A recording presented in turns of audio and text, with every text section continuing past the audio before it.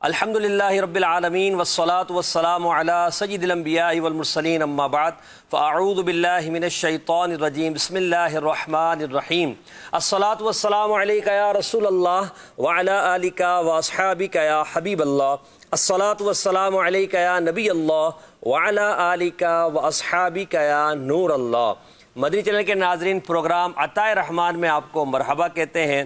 اللہ پاک رمضان کی برکتوں سے ہمیں مالا مال فرمائے، اپنی عطاؤں اور اپنے فضل و کرم سے ہمیں مستفیض فرمائے، آمین بجاہ النبی الامین صلی اللہ تعالی علیہ وآلہ وسلم۔ درود پاک کی فضیلت کو سنتے ہیں۔ میرے اور آپ کے آقا مکی مدنی مصطفیٰ صلی اللہ تعالی علیہ وآلہ وسلم کا فرمان عالی شان ہے کہ جو شخص مجھ پر ایک بار درود پاک پڑھے اس پر 10 رحمتیں نازل ہوتی ہیں، جو شخص مجھ پر 10 بار درود پاک پڑھے اس پر 100 رحمتیں نازل ہوتی ہیں، اور جو 100 مرتبہ درود پاک پڑھے تو اس کی دونوں آنکھوں کے درمیان لکھ دیا جاتا ہے کہ یہ بندہ نفاق اور دوزخ کی آگ سے آزاد ہے اور اسے قیامت کے دن شہیدوں کے ساتھ رکھا جائے گا۔ صلو علی الحبیب صلی اللہ علی محمد صلی اللہ علیہ وسلم، صلاۃ و سلام علیکہ یا رسول اللہ۔ آپ اپنی کالز کے ذریعے ہمارے پروگرام میں شامل ہونا چاہتے ہیں تو بالکل آپ کالز کیجئے، میسیجز بھی کر سکتے ہیں۔ اور یہ بھی بتاتا چلوں کہ مدنی چینل یوٹیوب اور مدنی چینل فیس بک پر بھی ہمارے اس پروگرام کو آپ لائیو دیکھ بھی سکتے ہیں اور اپنے کمنٹس کے ذریعے ہمیں آگاہ بھی کر سکتے ہیں۔ نمبر آپ کو اسکرین پر دکھائے جائیں گے۔ موضوع کے مطابق آپ بات کرنا چاہتے ہیں، نعت خواہ اسلامی بھائی سے کوئی فرمائش کرنا چاہتے ہیں، کوئی شرعی مسئلہ مفتی صاحب سے پوچھنا چاہتے ہیں، عبدالحبیب بھائی رکن شورا ہمارے ساتھ آج ہوں گے، ان سے کوئی بات کرنا چاہتے ہیں تو آپ سوالات کیجئے، کالز کیجئے، انشاءاللہ آپ کی کالز کو شامل سلسلہ کیا جائے گا۔ ہمارا پروگرام مختلف سیگمنٹس پر مشتمل ہوتا ہے۔ پہلا سیگمنٹ ہے نور قرآن، جس میں قرآن پاک کی آیات، ترجمہ اور تفسیر بیان کی جاتی ہے۔ دوسرا سیگمنٹ ہے محفل نعت، جس میں نبی پاک علیہ الصلوۃ والسلام کی مدحت سرائی کے ذریعے دلوں کو روشن و منور کیا جاتا ہے اور عشق رسول کو بڑھایا جاتا ہے۔ تیسرا سیگمنٹ ہے سبق آموز حکایت، جس میں حاجی منت اتاری دامت برکاتہم العالیہ ایک بہترین حکایت بیان کر کے اس پر مدنی پھول ارشاد فرماتے ہیں۔ ایک سیگمنٹ ہمارا ہے نوجوانوں کے مسائل، جس میں نوجوان اسلامی بھائی ینگسٹر جو ہیں ان کی طرف سے کیے جانے والے سوالات، ان کی پرابلمز کو ان کا جواب دیا جاتا ہے۔ اسی طرح ایک سیگمنٹ ہے احساس کیجئے، جس میں ہم معاشرے کے اندر خیر خواہی اور بھلائی کا جذبہ پیدا کرنے کی کوشش کر رہے ہیں۔ اور ایک سیگمنٹ ہے نیکیوں بھرے مناظر، جو آپ کا بھی پسندیدہ ہے کہ آپ نے جو اپنے بچوں کی ویڈیوز بنا کر بھیجی ہوتی ہے، ہم ان کو اپنے اس سلسلے میں آن ایئر کرتے ہیں اور بچوں کی تربیت پر مدنی پھول دیتے ہیں۔ اور ایک سیگمنٹ ہے آپ کا امتحان، جس میں آپ سے سوال ہوتا ہے اور آپ اس کا جواب دیتے ہیں۔ انشاءاللہ ان تمام سیگمنٹس کی طرف بھی بڑھیں گے، مگر آپ اگر سلسلے میں ہمارے ساتھ کنیکٹ رہنا چاہتے ہیں، چاہے آپ یوٹیوب پر ہوں، چاہے فیس بک پر ہوں، چاہے آپ براہ راست مدنی چینل اسکرین پر دیکھ رہے ہوں، اپنی کالز کے ذریعے، اپنے میسیجز کے ذریعے، کمنٹس کے ذریعے ہمارے ساتھ رہیے۔ انشاءاللہ بہت کچھ آپ کو سیکھنے کو ملے گا۔ بڑھتے ہیں اپنے پہلے سیگمنٹ کی طرف اور قرآن مجید فرقان حمید کی آیات کو، ترجمے اور تفسیر کو سننے کی سعادت حاصل کرتے ہیں۔ سیگمنٹ ہے نور قرآن۔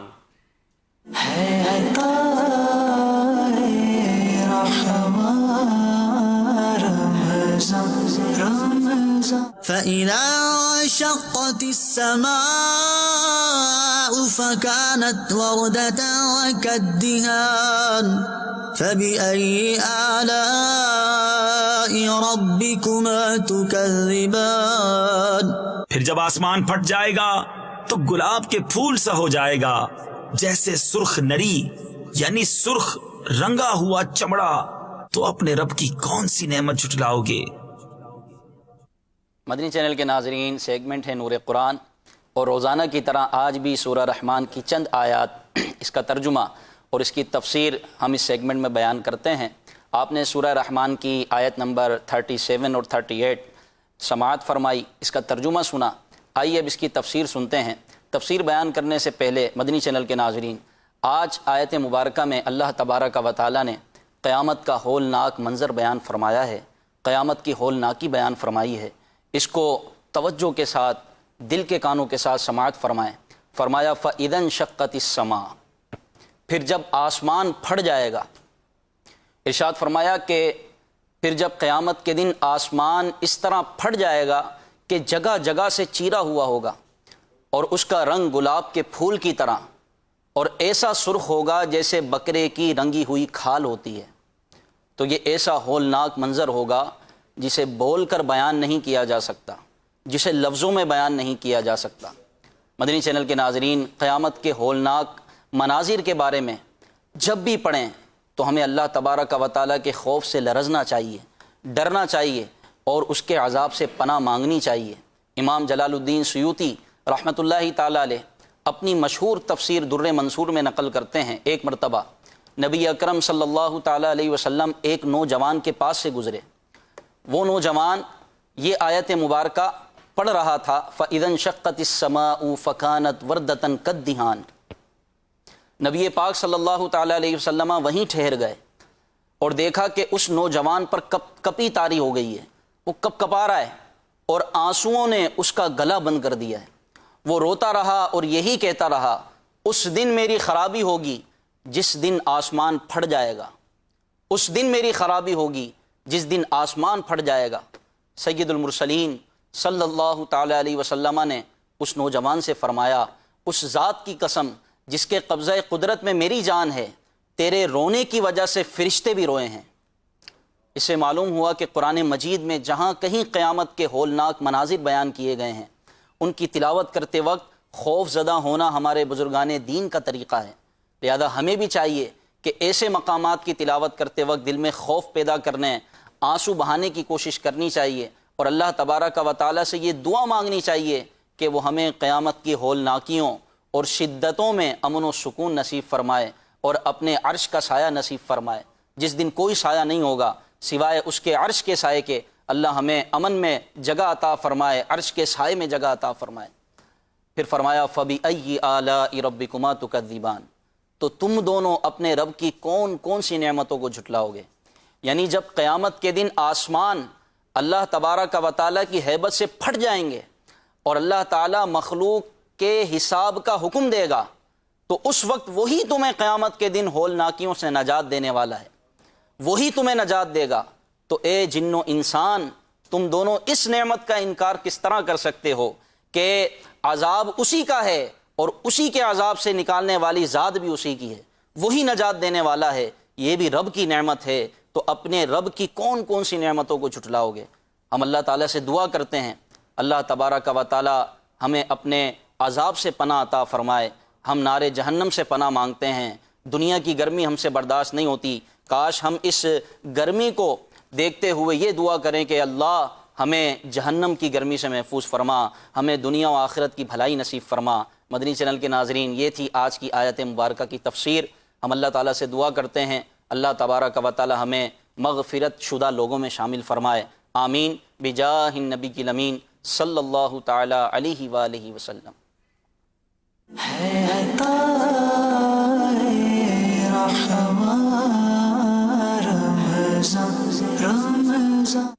صلو علی الحبیب صلی اللہ تعالیٰ علی محمد صلی اللہ علیہ وسلم۔ قرآن مجید فرقان حمید کی آیات کا ترجمہ، تفسیر اور اس کی تلاوت سننے کے بعد ہم سب اپنے پروگرام میں اپنے موضوع کی طرف بڑھیں گے۔ موضوع کی طرف کا تعارف کرانے سے پہلے میں مبلغین کا تعارف کرا دیتا ہوں۔ ہمارے ساتھ عمران بھائی، عمران مدنی بھائی، راشد نور مدنی بھائی اور غلام محی الدین مدنی بھائی ہیں، اور انشاءاللہ 4 بجے مولانا عبدالحبیب اتاری رکن شورا دامت برکاتہم العالیہ بھی تشریف فرما ہوں گے، نعت خواں اسلامی بھائی بھی ہمارے ساتھ ہوں گے۔ آج کا موضوع ہمارا ہے لین دین۔ لین دین کے حوالے سے انشاءاللہ ہم گفتگو کریں گے۔ مدنی چینل کے ناظرین، اسلامی زندگی میں لین دین کا، انسان کی زندگی میں لین دین کا بڑا دخل ہے۔ ہمیں روز و شب لین دین کی آپس میں ضرورت پڑتی ہے، اور اگر ہم یہ غور کریں تو ہمارا جو لین دین ہے وہ 2 طرح کا ہوتا ہے، ایک ناجائز اور دوسرا جائز۔ پھر ہم یہ غور کرتے ہیں تو لین دین کی مختلف صورتیں ہیں، جائز و ناجائز میں مختلف صورتیں ہیں، مگر اگر صرف جائز صورتوں کو بھی اگر ہم دیکھنا چاہیں تو لین دین میں مختلف صورتیں بنتی ہیں۔ مثلا کاروباری لین دین ہے، تحائف کا لین دین ہے، قرضوں کا لین دین ہے، گھریلو زندگی میں ایک دوسرے سے جو لینا دینا ہوتا ہے، دوستوں کا آپس میں، آفیسز میں کام کرنے والے کلیگ کا آپس میں، اور کچھ دیر ایک ساتھ بیٹھنے والوں کا آپس میں کوئی چیز لینا دینا، کسی چیز کا تبادلہ کرنا، یہ بھی ایک لین دین کی قسم ہے۔ لین دین ایک بڑا وسیع موضوع ہے۔ اب اسلام چونکہ ایک مکمل دین ہے تو اس نے ہمیں لین دین کے آداب بھی سکھائے، اس کے احکام بھی سکھائے، اور جائز و ناجائز کی صورتیں بھی ہمیں بیان کی گئی۔ ساتھ میں ہمیں اسلامی شریعت اخلاق بھی لین دین کے سکھاتی ہے کہ لین دین میں اخلاقیات کا کتنا دخل ہے۔ اگر ہم اپنے لین دین کے آپس کے معاملات کو دیکھیں تو اس میں بہت سارے لوگوں کے آپس کے لین دین میں جھوٹ ہوتا ہے، دغا دھوکا ہوتا ہے، لوگوں کو یوں کیجئے کہ چاپلوسی کر کے ان کو نقصان پہنچانا بھی ہوتا ہے، بہت ساری چیزیں، خیانت ہوتی ہے۔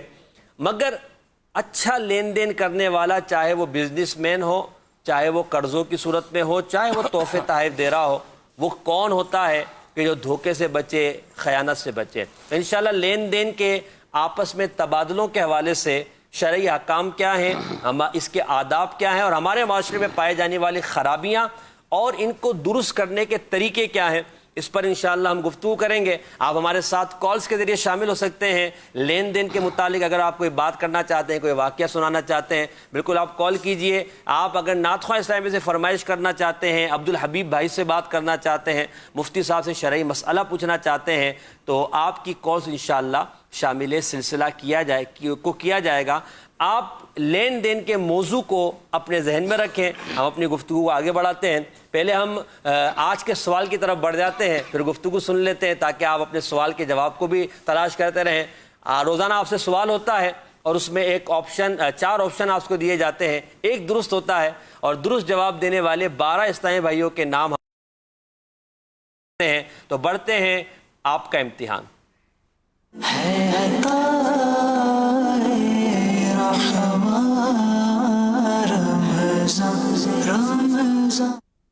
جی، آج کا سوال اور اس کے آپشنز جواب کے کیا ہیں؟ آج کا سوال، حضرت آدم علیہ السلام کی عمر مبارک کتنی تھی؟ آپشن نمبر 1 2000 سال، آپشن نمبر 2 3000 سال، آپشن نمبر 3 500 سال، آپشن نمبر 4 1000 سال۔ کہ ناظرین، حضرت آدم علیہ السلام کی عمر مبارک کتنی تھی؟ چار آپشن آپ کو دیے گئے ہیں، 2000 سال، 3000 سال، 500 سال یا 1000 سال۔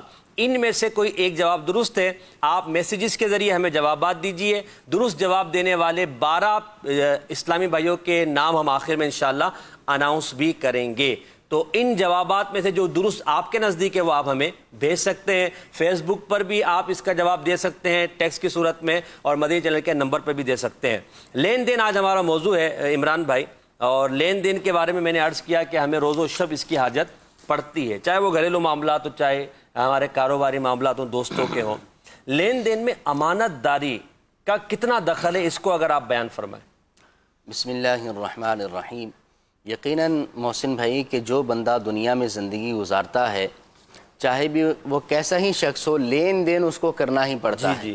کچھ لینا ہوتا ہے، کچھ دینا ہوتا ہے۔ یہ ضروریات زندگی میں سے ایک لازمی جز ہے کہ اس کے بغیر زندگی نہیں گزاری جا سکتی۔ کچھ نہ کچھ لازمی یا تو لینا پڑے گا یا دینا پڑے گا، بھلے کاروباری نہ ہو، بھلے کاروباری نہ ہو، مگر یہ کہ گھر میں بھی تو لینا دینا ہوتا، پانی کا لینا ہے، بالکل گھر میں لینا دینا ہے۔ کاروبار سے پہلے بندہ کاروبار جب شروع نہیں کرتا، اس کے بعد بھی تو بندہ سوشل لائف تو گزار ہی رہا ہوتا ہے نا، معاشرتی زندگی تو وہ گزار ہی رہا ہوتا ہے۔ تو اس میں ظاہر ہے کسی کو کبھی کچھ دینا ہے، کسی سے کچھ لینا ہے، تو اس کے حوالے سے اویئرنیس ہونی چاہیے، اس کے حوالے سے معلومات ہر مسلمان کو ہونی چاہیے کہ اسلام ایک مکمل ضابطۂ حیات ہے، اور ہر حوالے سے، ہر پہلو کے حوالے سے اسلام ہماری رہنمائی فرماتا ہے۔ امانت کے حوالے سے جو آپ نے بات کی ہے، تو اللہ رب العالمین قرآن کریم میں ارشاد فرماتا ہے، یا ایھا الذین آمنوا لا تخونوا اللہ والرسول وتخونوا اماناتکم وانتم تعلمون۔ اللہ فرماتا ہے کہ اے ایمان والو، ایمان والوں سے خطاب ہے، ہم سے بات ہو رہی ہے۔ اس طرح اس آیت کریمہ کو سنیں کہ اللہ پاک ہم سے فرما رہا ہے، ہم ایمان والے ہیں۔ اللہ فرماتا ہے اے ایمان والو لا تخونوا اللہ والرسول، فرمایا اللہ اور اس کے رسول سے خیانت نہ کرو۔ اللہ سے خیانت کرنا فرائض کو چھوڑ دینا ہے، رسول سے خیانت کرنا سنتوں کو چھوڑ دینا ہے، ٹھیک ہے۔ اگلے حصے میں اللہ پاک نے فرمایا وَتَخُونُوا أَمَانَاتِكُمْ، اور اپنی امانتوں میں بھی خیانت نہ کرو۔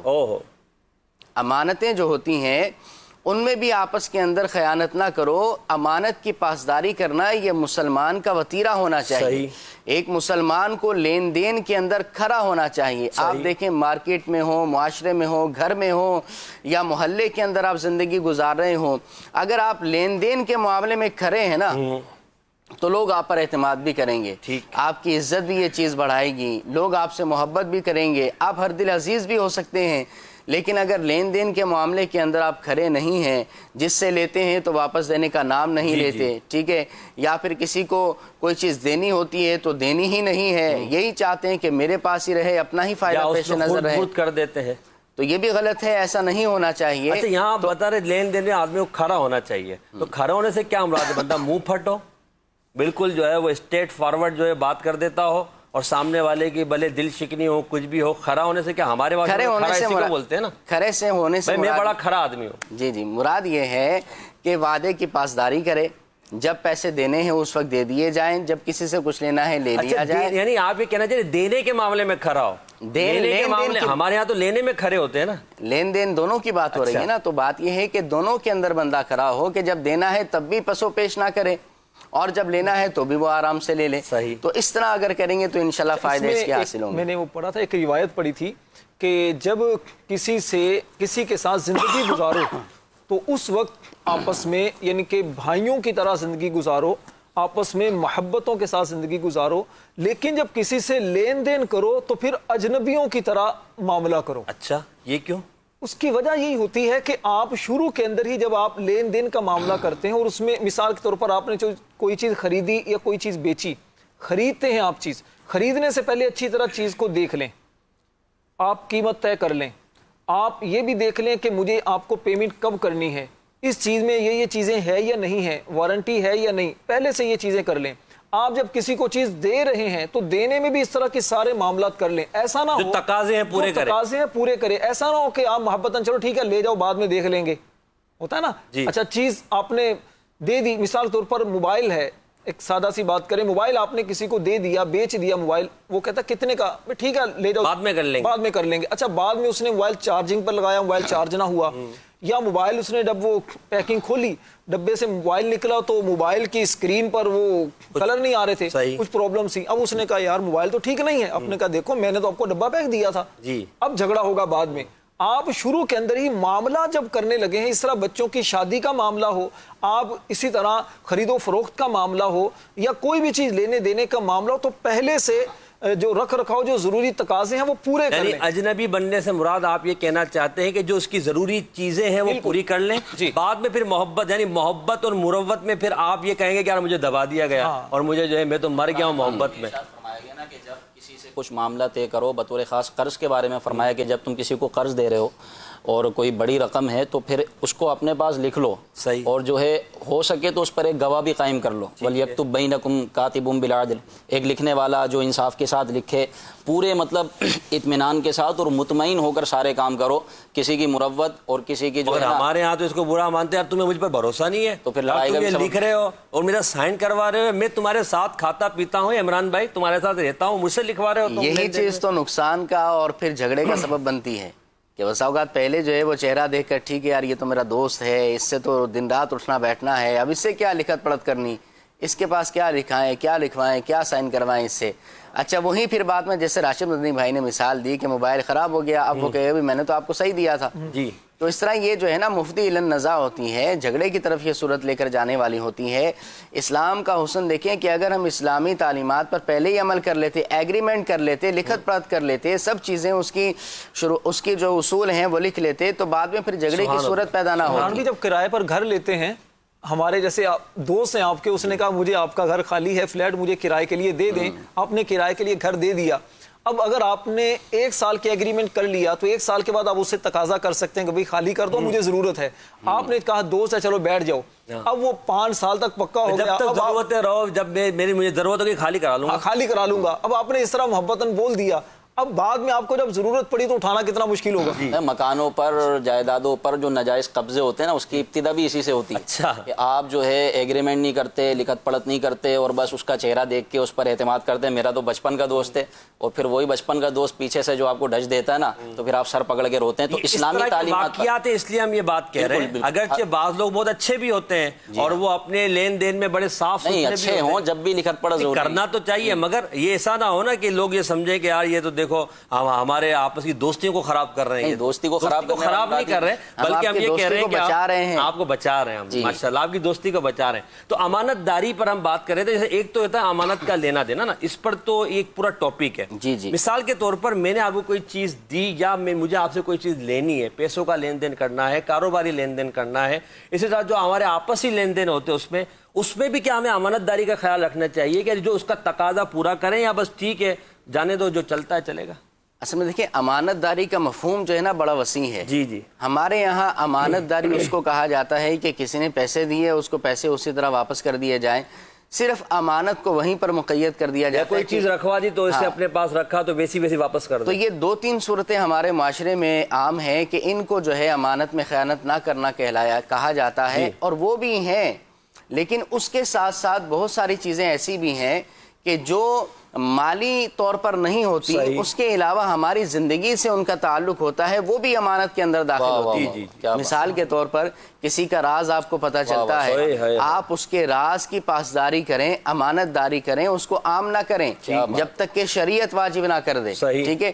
اسی طرح اگر کسی کی کوئی کمزوری پتہ چلتی ہے, اب اس کی کمزوری عوام کے اندر عام نہ کی جائے, ٹھیک ہے, جب تک کہ شریعت واجب نہ کرے, اس کے اندر بھی امانت داری کا ہم نے خیال کرنا ہے. اسی طرح اللہ رسول کے ساتھ امانت اور خیانت کے معاملات ہیں, جیسے کہ اس آیت کریمہ کی تفسیر میں فرمایا لا تخون اللہ والرسول, اللہ رسول سے خیانت نہ کرو. اب اللہ رسول سے خیانت کا کیا مطلب ہے کہ اللہ سے خیانت یہ کہ فرائض کو چھوڑ دیا جائے, اور رسول سے خیانت یہ ہے کہ حضور علیہ الصلوۃ والسلام کی سنتوں کو چھوڑ دیا جائے. احکام شریعہ کی پاسداری امانت داری ہے. بالکل ایسا ہی ہے. اور اس کے علاوہ بھی ہمارے جو ہمارے دوست ہوتے ہیں, ہمارے کولیگس ہوتے ہیں, ہمارے جو جاننے والے ہوتے ہیں, جن کے ساتھ ہمارا اٹھنا بیٹھنا ہوتا ہے, ہمارا ملنا جلنا ہوتا ہے, ہم اس کے بارے میں بھی پتہ کریں کہ تھوڑا سا غور کریں کہ میں ان کی دیگر مال کے علاوہ بھی دیگر چیزوں کے اندر خیانت تو نہیں کر رہا. اس میں بھی امانت داری کو پیش نظر رکھنا چاہیے. وسیع موضوع ہے جس پر آپ بات فرما رہے ہیں. میں عرض کروں جیسے ایک امانت داری کے حوالے سے 1-2 مثالیں میرے ذہن میں بھی آ رہی ہیں.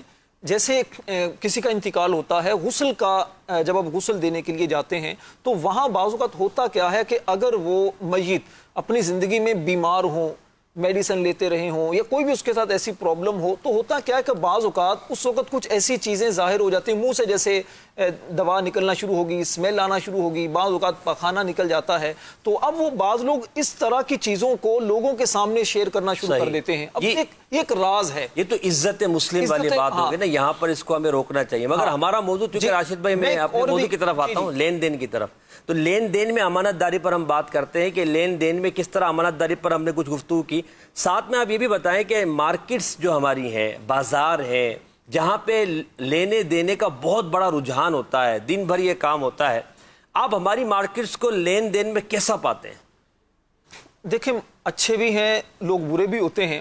جو سچا امانت دار تاجر ہوتا ہے اس کے بارے میں تو حدیث پاک میں بیان کیا گیا کہ وہ انبیاء کرام علیہ السلام کے ساتھ, شہداء کے ساتھ اور صدیقین کے ساتھ قیامت والے دن وہ اٹھایا جائے گا. اور اس سے ہٹ کر ایسے افراد کی بھی بہرحال کمی نہیں ہے معاشرے کے اندر کہ جو لین دین کے معاملے میں یا خاص طور پر تجارت کے معاملے میں بہت زیادہ لوگوں کو یوں سمجھیے کہ دھوکہ دیتے ہیں, لوگوں کو نقصان پہنچاتے ہیں, صرف اپنا پیٹ بھرنے کے لیے حرام مال وہ لے لیتے ہیں. اللہ تبارک و تعالیٰ نے قرآن پاک میں کئی مقامات پر ایسے لوگوں کی مذمت بیان کی گئی اور ان کے اس طرز عمل کو بیان کیا گیا. سورۃ المطففین ہے 30ویں پارے میں, اس کی ابتدائی جو 5 آیتیں ہیں محسن بھائی, اس میں اللہ تبارک و تعالیٰ ارشاد فرماتا ہے وَيْلٌ لِّلْمُطَفِّفِينَ, کم تولنے والوں کے لیے خرابی ہے. الَّذِينَ اِذَا اكْتَالُوا عَلَى النَّاسِ يَسْتَوْفُونَ, وہ لوگ کہ جب دوسرے لوگوں سے ناپ لیں تو پورا وصول کریں. صحیح. لیکن اپنا جب لیں تو پورا وصول کریں. وَإِذَا كَالُوهُمْ أَوْ وَزَنُوهُمْ يُخْسِرُونَ, اور جب جب انہیں ناپ یا تول کر دیں تو کم دیں، یعنی لینے میں پورا لیں اور دینے میں کمی کریں، دینے میں کم دیں۔ اللہ فرماتا ہے ایسے لوگوں کے بارے میں الا یظن اولئک انہم مبعوثون، کیا وہ قیامت کے دن اٹھائے جانے پر کیا وہ یقین نہیں رکھتے؟ پھر فرمایا لیوم عظیم، عظمت والے دن کے لیے کہ جس دن انہیں اٹھایا جائے گا، یوم یقوم الناس لرب العالمین، کہ جس دن لوگوں کو اللہ رب العالمین کی بارگاہ میں کھڑا کیا جائے گا۔ یہ آیت نازل ہوئی تو تھی مدینہ میں ایک شخص تھا ابو جوہینہ، اس شخص نے کیا تھا کہ اس نے 2 پیمانے رکھے تھے، 2 پیمانے رکھے، ایک وصول کرنے کے لیے مال اور دوسرا دینے کے لیے۔ جو وصول کرنے کے لیے تھا وہ تو مکمل تھا، اور جو دینے کے لیے تھا وہ تھوڑا کم تھا، اس میں اس نے جو کچھ کیا ہوا تھا، کچھ کیا ہوا تھا، تو اس کی وجہ سے وہ مال لینے میں تو پورا لیتا اور دینے میں کم دیتا، تو اس کی مذمت میں یہ آیت نازل ہوئی۔ حضرت مالک بن دینار رحمۃ اللہ علیہ فرماتے ہیں کہ میرے پڑوس میں ایک شخص کا جب وہ حالت نزعت آ رہی تھی، موت کا وقت جب قریب آیا تو میں اس کے پاس گیا تو وہ مجھے کہنے لگا اے مالک میرے سامنے آگ کے 2 پہاڑ ہیں جو مجھے جلانے کے لیے آ رہے ہیں اور مجھے کہا جا رہا ہے کہ ان پہاڑوں پر چڑھو۔ تو کہتے ہیں لیکن میں چڑھنے کی طاقت نہیں رکھتا، کیسے ان آگ کے پہاڑوں پر چڑھوں؟ تو مالک بن دینار کہتے ہیں کہ تم کیا، اس کے گھر والوں سے جب آپ نے پوچھا کہ یہ دنیا میں کیا کرتا تھا، کیا کام کرتا تھا، تو گھر والوں نے کہا کہ یہ تجارت کرتا تھا، لین دین کا کام کرتا تھا۔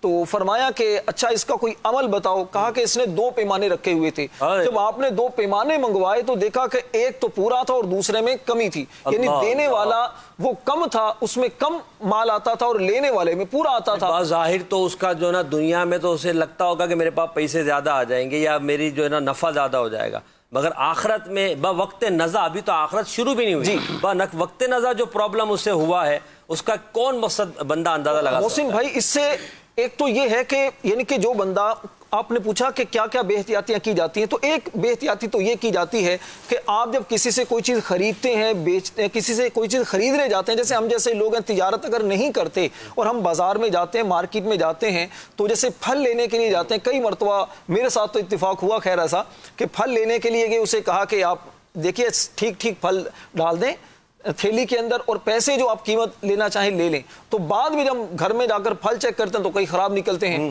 اسی طرح آپ کوئی چیز خریدنے کے لیے جاتے ہیں تو بعض اوقات ایسا بھی منظر دیکھنے کو مل جاتا ہے اور افسوس بھی ہوتا ہے کہ نیچے انہوں نے کوئی بٹا کوئی اس طرح کا وزن کے لیے وہ لگایا ہوتا ہے جس سے وہ 1-2 پھل کم چلے جاتے ہیں۔ تو اس طرح کر کے اچھا اسی طرح تجارت کے آداب میں سے جو علماء نے لکھا کہ جب آپ کسی کو کوئی چیز بیچنا چاہتے ہیں اور آپ کے مال کے اندر اگر کوئی عیب ہے تو اس عیب کو ظاہر کر دیں، بتا دیں، اور اگر آپ کسی سے کوئی چیز خریدتے ہیں اور خریدنے میں آپ کو دھوکہ ہو گیا اور آپ کے پاس کوئی چیز عیب والی آ گئی تو اب بھی ایسا نہیں ہے کہ آپ بیچتے ہوئے بھی لوگوں کے سامنے عیب کو چھپا کر بیچ دیں۔ یعنی جو ابھی آپ نے گفتگو کی ہے 2 باتیں آپ نے فرمائی، ایک تو لین دین میں جو ہمیں ناپ تول میں کمی نہیں کرنی چاہیے، دوسرا یہ کہ وہ عیب کو بتانا چاہیے، تیسری بات جو آپ نے اپنا تجربہ ذکر کیا کہ بسا اوقات بہت ساروں کو ہوتا ہے کہ وہ چیز خراب آ جاتی ہے، مگر یہاں ہمیں شریعت یہ بھی کہتی ہے کہ آپ جب چیز لینے جائیں لین دیں، آپ کو میں آپ کی بات سے جو ہے وہ مدنی پھول عرض کر رہا ہوں کہ جب کوئی چیز لینے جائیں تو اس کو آپ چیک کر لیں کہ بھئی وہ درست ہے یا نہیں۔ ناراض ہو جاتے ہیں محسن بھائی، بعض اوقات ناراض ہو جاتے ہیں پھل بیچنے والے یا سبزی والے، وہ ناراض ہو جائے، بعد میں جو آپ ناراض ہو رہے اور پھل ناراض ہو کر آ گیا تو کیا کریں گے آپ؟ اس میں 2 صورتیں ہیں، ایک تو یہ کہ بعض لوگ بڑے پولائٹ ہوتے ہیں اور کہتے ہیں بھائی آپ اپنی مرضی سے اٹھا لو، اس طرح کے لوگ بھی ہیں اور بڑے اچھا انداز میں وہ کاروبار کرتے ہیں، مختلف طرح کے لوگ۔ اچھا دوسرے ایسے بھی ہیں کہ جو ناراض بھی ہوتے ہیں، پھر وہ منع بھی کرتے ہیں، نہیں ہاتھ کیوں لگایا تم نے، چلو جا نہیں دے۔ اچھا وہ پھر یہ بھی ساتھ میں کہہ دیتے ہیں آپ کہیں اور سے لے لو جا کے، وہ رجنے کی ضرورت ہی نہیں ہے بھائی، آپ اپنے انداز میں چلیں۔ اچھا یہ جو انہوں نے بات کی مجھے حدیث مبارک یاد آئی، صحیح بخاری کی حدیث مبارک، نبی پاک علیہ الصلوۃ والسلام نے ارشاد فرمایا کہ جب کوئی بندہ کسی چیز کو بیچے اور اس کے عیب کو ظاہر کر دے اور جھوٹ نہ بولے تو اللہ تعالیٰ کی طرف سے اس میں برکت پائیں گے۔ سبحان اللہ، اور حضور علیہ السلام نے فضیلت دیکھا، الصدق ینجی، صدق سے سچ بولنے سے تو فضیلت ملا کرتی ہے بارہ۔ تو پھر حضور نے فرمایا کہ اگر کوئی چیز بیچی جائے اور اس کے عیب کو چھپا لیا جائے اور جھوٹ بولا جائے تو برکت ختم ہو جائے۔ اب جب برکت ہی نہیں ہوگی عمران بھائی، غلام محی الدین بھائی، تو آپ کتنا ہی کما لیں، اس کمانے میں آپ کو لگے گا ہی نہیں کہ میں نے کیا کمایا۔ میں اپنی بات کو جو ہے وہ اختتام کی طرف لاتا ہوں کہ جب آپ لیں تو لیتے ہوئے دیکھ لیں کہ بھئی چیز آپ کے معیار کی ہے یا نہیں، اور قیمت کے معاملے میں بھی اگر آپ کمی کروانا چاہتے ہیں تو بات کر سکتے ہیں اور اچھے انداز میں کریں۔ لین دین میں آپ کے اخلاقیات اچھا ہونا چاہیے. اچھا جھگڑا کہاں شروع ہوتا ہے غلام محی الدین بھائی؟ جہاں لینے والا بھی جو ہے نا تھوڑی سی بات ٹیڑھی کرتا ہے اور سامنے والا بھی ٹیڑھا ہوتا ہے تو بھی جھگڑا شروع ہو جاتا ہے. لینے والا بھی سافٹ انداز میں بات کرے بھائی, جو اس کا تقاضا پورا کر دے, دینے والے بھی تقاضا پورا کرے, تو مارکیٹ میں اچھے لوگ بھی موجود ہیں. تو لین دین میں ہمیں اس بات کا بھی خیال رکھنا چاہیے, دینے والے کو چاہیے وہ اس کے شرعی تقاضے اور اخلاقیات کو پورا کرے, لینے والے کو چاہیے کہ وہ اپنی اخلاقیات سے نیچے نہ گرے, جو شریعت نے اسے کہا اس پر عمل کرے. اچھا اسی جی آپ فرمائیں. یہ جو لین دین کی ہم بات کر رہے ہیں, معذرت چاہوں گا کہ آپ کی بات نہیں کوئی بات نہیں. یہ لین دین کی جو ہم بات کر رہے ہیں محسن بھائی, ہم بحیثیت مسلم, بینگ اے مسلم, ہمیں یہ سوچنا بھی چاہیے کہ ہم پر فرض کیا ہے. بندے کی حالت موجودہ کے جو علم ہوا کرتا ہے وہ سیکھنا اس کے اوپر فرض ہوا کرتا ہے. جی یعنی کہ اگر میں کاروبار کر رہا ہوں تو مجھے اپنے کاروبار کے اصول جو اسلامی ہیں ان کو سیکھنا فرض ہے. نہیں سیکھوں گا تو گناہگار ہوگا. تھوڑا سا اس طرف بھی ہمیں توجہ کرنی چاہیے کہ اگر میں کوئی کاروبار کر رہا ہوں تو اس فیلڈ کے جو دنیاوی معاملات ہیں وہ تو میں سیکھتا ہوں, اور اس کے بارے میں تو بڑے بڑے لوگوں سے معلومات حاصل کرتا ہوں, مشورے کرتا ہوں, اس کے یوٹیوب پر ورک شاپس لیتا ہوں, یوٹیوب وغیرہ پر بڑے بڑے لیکچر سنتا ہوں کہ میں اپنی سیل کو کیسے بڑھا سکتا ہوں, نقصان سے کیسے بچ سکتا ہوں. بالکل یہ بھی کریں, بڑی اچھی بات ہے. ساتھ میں یہ بھی سن لیں, یہ بھی آپ غور کر لیں, سیکھ لیں کہ اللہ نے آپ کے کاروبار کے بارے میں کیا فرمایا ہے, آپ کے اسلام نے آپ کے کاروبار کے بارے میں کیا رہنمائی دی ہے. اس کے مطابق کریں گے تو اللہ نے چاہا کاروبار میں برکت دینے والی ذات بھی اسی کی ہے. اگر مبارک ہے, تبارک اللہ, اللہ تبارک و تعالی کے مطابق اپنا کاروبار کریں شریعت کے مطابق تو یقیناً برکت بھی ملے گی اور دھوکہ دہی سے بچتے رہیں. ایک حدیث پاک عمران بھائی نے بیان فرمائی دھوکہ دینے کے حوالے سے, یعنی جو امانت دار تاجر ہوتا ہے, اچھی طرح بزنس کرتا ہے, شریعت کے دائرے میں رہتے ہو, کسی کو دھوکہ نہیں دیتا, اللہ برکت عطا فرماتا ہے. تو اس کے اپوزٹ جو دھوکے کی چیز, دھوکہ دے کر کسی کو چیز فروخت کرتا ہے اور اس میں عیب ہونے کے باوجود لوگوں پر ظاہر نہیں کرتا, حدیث پاک کے الفاظ ہیں کہ اللہ تعالیٰ اس پر غضب فرماتا رہتا ہے, یہاں تک کہ فرشتے اس پر لعنت کرتے رہتے ہیں. فرشتے اس پر لعنت کرتے رہتے ہیں. تو جس پر لعنت برس رہی ہو وہ رب کی رحمت سے دور ہوگا, پھر وہ برکت سے دور ہوگا. ہم اصل میں مال کی کثرت کی خواہش کرتے ہیں, مال زیادہ ہو, اور یہ نہیں دیکھتے کہ اگر ہم دھوکے سے مال کو نکالیں گے اور اس طرح مسلمانوں کے ساتھ رویہ اختیار کریں گے تو برکت چلی جائے گی. جب برکت جائے گی نا, کثرت خود ہی چلی جائے گی, کثرت خود ہی چلی جائے گی, اور پھر آپ کے پاس بہت سارا بھی ہوگا تو نظر نہیں آئے گا. اچھا یہاں پر غلام الدین بھائی, ایک تو یہ ہمارا جو کاروباری ڈسکشن ہماری ہو رہی ہے وہ اپنی جگہ ہے, ایک ہوتا ہے قرضوں کا لین دین. جی قرض لینا اور دینا بھی مارکیٹ میں ہوتا ہے اور ہماری شریعت اس پر پورے جو ہے قوانین بیان کرتی ہے. آپ مجھے بتائیں کہ قرض کے لین دین میں شریعت ہمیں ترغیب کیا دیتی ہے؟ نمبر 1. نمبر 2 یہ کہ مہلت دینا یا سختی کرنا, اور قرض دار کو شریعت کیا کہتی ہے اور قرض خواہ کو کیا کہتی ہے؟ جی بالکل. لین دین آج میں نے یہ نہیں کہا کہ آپ مختصر بتائیں, جزاک اللہ, مگر کہیے گا مختصر. لین دین کی ایک بہت بڑی صورت جو ہوتی ہے وہ قرض کی صورت میں ہوتی ہے, یعنی جو ادھار لیا جاتا ہے جس کو ہم کہتے ہیں. تو چونکہ لین دین یہ دو جانب سے ہوتا ہے اور ادھار لینا دینا, ایک دینے والا ہوتا ہے ایک لینے والا ہوتا ہے, تو شریعت اسلامیہ نے دونوں کے حقوق بیان کیے, دونوں کے معاملات بیان کیے, اور قرض خواہ کو یہ حکم ارشاد فرمایا کہ جس کو قرض دے رہے ہو اگر وہ تنگ دست ہے تو اس کو تھوڑی مہلت دو, اور مقروض کو جس نے قرضہ لیا ہے, جس نے ادھار لیا ہے, اس کو یہ حکم ارشاد فرمایا کہ اگر دینے کی قدرت ہے تو جلد از جلد اس کی ادائیگی کرو, ٹال مٹول سے کام نہ لو. دونوں کے حقوق بیان فرمائے, لیکن مقروض کو مہلت دینا اور اس کے ساتھ حسن سلوک کرنا اور نرم برتاؤ کرنا یہ شریعت کو پسند ہے. اور بالخصوص جو تنگ دست مقروض ہے اس کو قرضہ دینا اور اس سے نرمی سے ادائیگی کرنا, اسلام میں جہاں اس کی ترغیب ہے اسی طرح اس پر نرمی اور شفقت و مہربانی کے ساتھ پیش آنا یہ بھی اسلامی تعلیمات کا ایک روشن باب ہے. نبی پاک صلی اللہ تعالیٰ علیہ وسلم کی سیرت میں ہم دیکھیں تو جب بھی کوئی حضور کی بارگاہ میں مانگنے آتا تو جو ہوتا سرکار علیہ الصلوۃ والسلام عطا فرما دیتے, اور اگر بظاہر اس وقت موجود نہیں ہوتا تو حضور فرماتے میرے نام پہ کسی سے ادھار لے لو, میرے نام پر کسی سے ادھار لے لو. تو اصل ہم دیکھیں کہ قرض کا جو بیسک پرپس ہے نا, بنیادی مقصد ہے وہ یہ ہے کہ جو تنگ دست ہے اس کی معاشی اور گھریلو پریشانی ختم ہو جائے, معاشی اور گھریلو پریشانی ختم ہو جائے, اور جو قرض خواہ قرض دینے والا اپنے تنگ دست مقروض کا خیال کرتے اس کو مہلت دیتا ہے, اس کی تو کیا ہی شان ہے. ایک حکایت جو بخاری شریف میں نبی پاک صلی اللہ علیہ وسلم کی ذکر فرمائی ہوئی ہے, حضور علیہ الصلوۃ والسلام نے ارشاد فرمایا کہ پہلے زمانے میں ایک شخص تھا, اس کے پاس موت کا فرشتہ اس کی روح قبض کرنے کے لیے آیا جی تو اس سے پوچھا کہ تیرا کوئی نیک عمل ہے؟ اس نے کہا کہ میں کوئی نیک عمل تو نہیں جانتا اپنا، سوائے اس کے کہ میں تجارت کیا کرتا تھا، اور تجارت میں جب میں کسی پر تقاضا کرتا تو امیروں کو مہلت دیتا اور غریبوں کو معافی دیتا، غریبوں کو معاف کر دیا کرتا، تو اللہ تبارک و تعالیٰ نے اس وجہ سے اس کو جنت میں داخلہ عطا فرمایا، غریبوں کو معافی دیتا، اتنا کمال کا جملہ ہے، واہ۔ اچھا پھر ایک اور حدیث پاک میں آتا ہے کہ نبی پاک صلی اللہ علیہ وسلم نے ارشاد فرمایا جو شخص یہ پسند کرتا ہے کہ اللہ تبارک و تعالیٰ اس کو قیامت کی سختیوں سے بچا کر اپنے عرش کا سایہ عطا فرمائے، اور وہ دن بڑا سخت ہوگا۔ ہم نے ابھی سورہ رحمان کی آیت کی تفسیر بھی سنی، کتنا سخت دن ہوگا کہ زمین تانبے کی ہوگی، کوئی مطلب سایہ نہیں ہوگا، اور سورج جو ہے 1.25 میل پر رہ کے آگ برسا رہا ہوگا، بھیجے کھولتے ہوں گے، لوگ اپنے ہی پسینوں میں ڈبکیاں کھا رہے ہوں گے، یعنی قیامت کی ابتدا ہی لوگ کہیں گے کہ بس ہمیں عذاب دے دیا جائے، اتنا سخت دن ہوگا معاذ اللہ، اللہ تعالیٰ نظر رحمت نہیں فرمائے گا جن پر عذاب ہوگا۔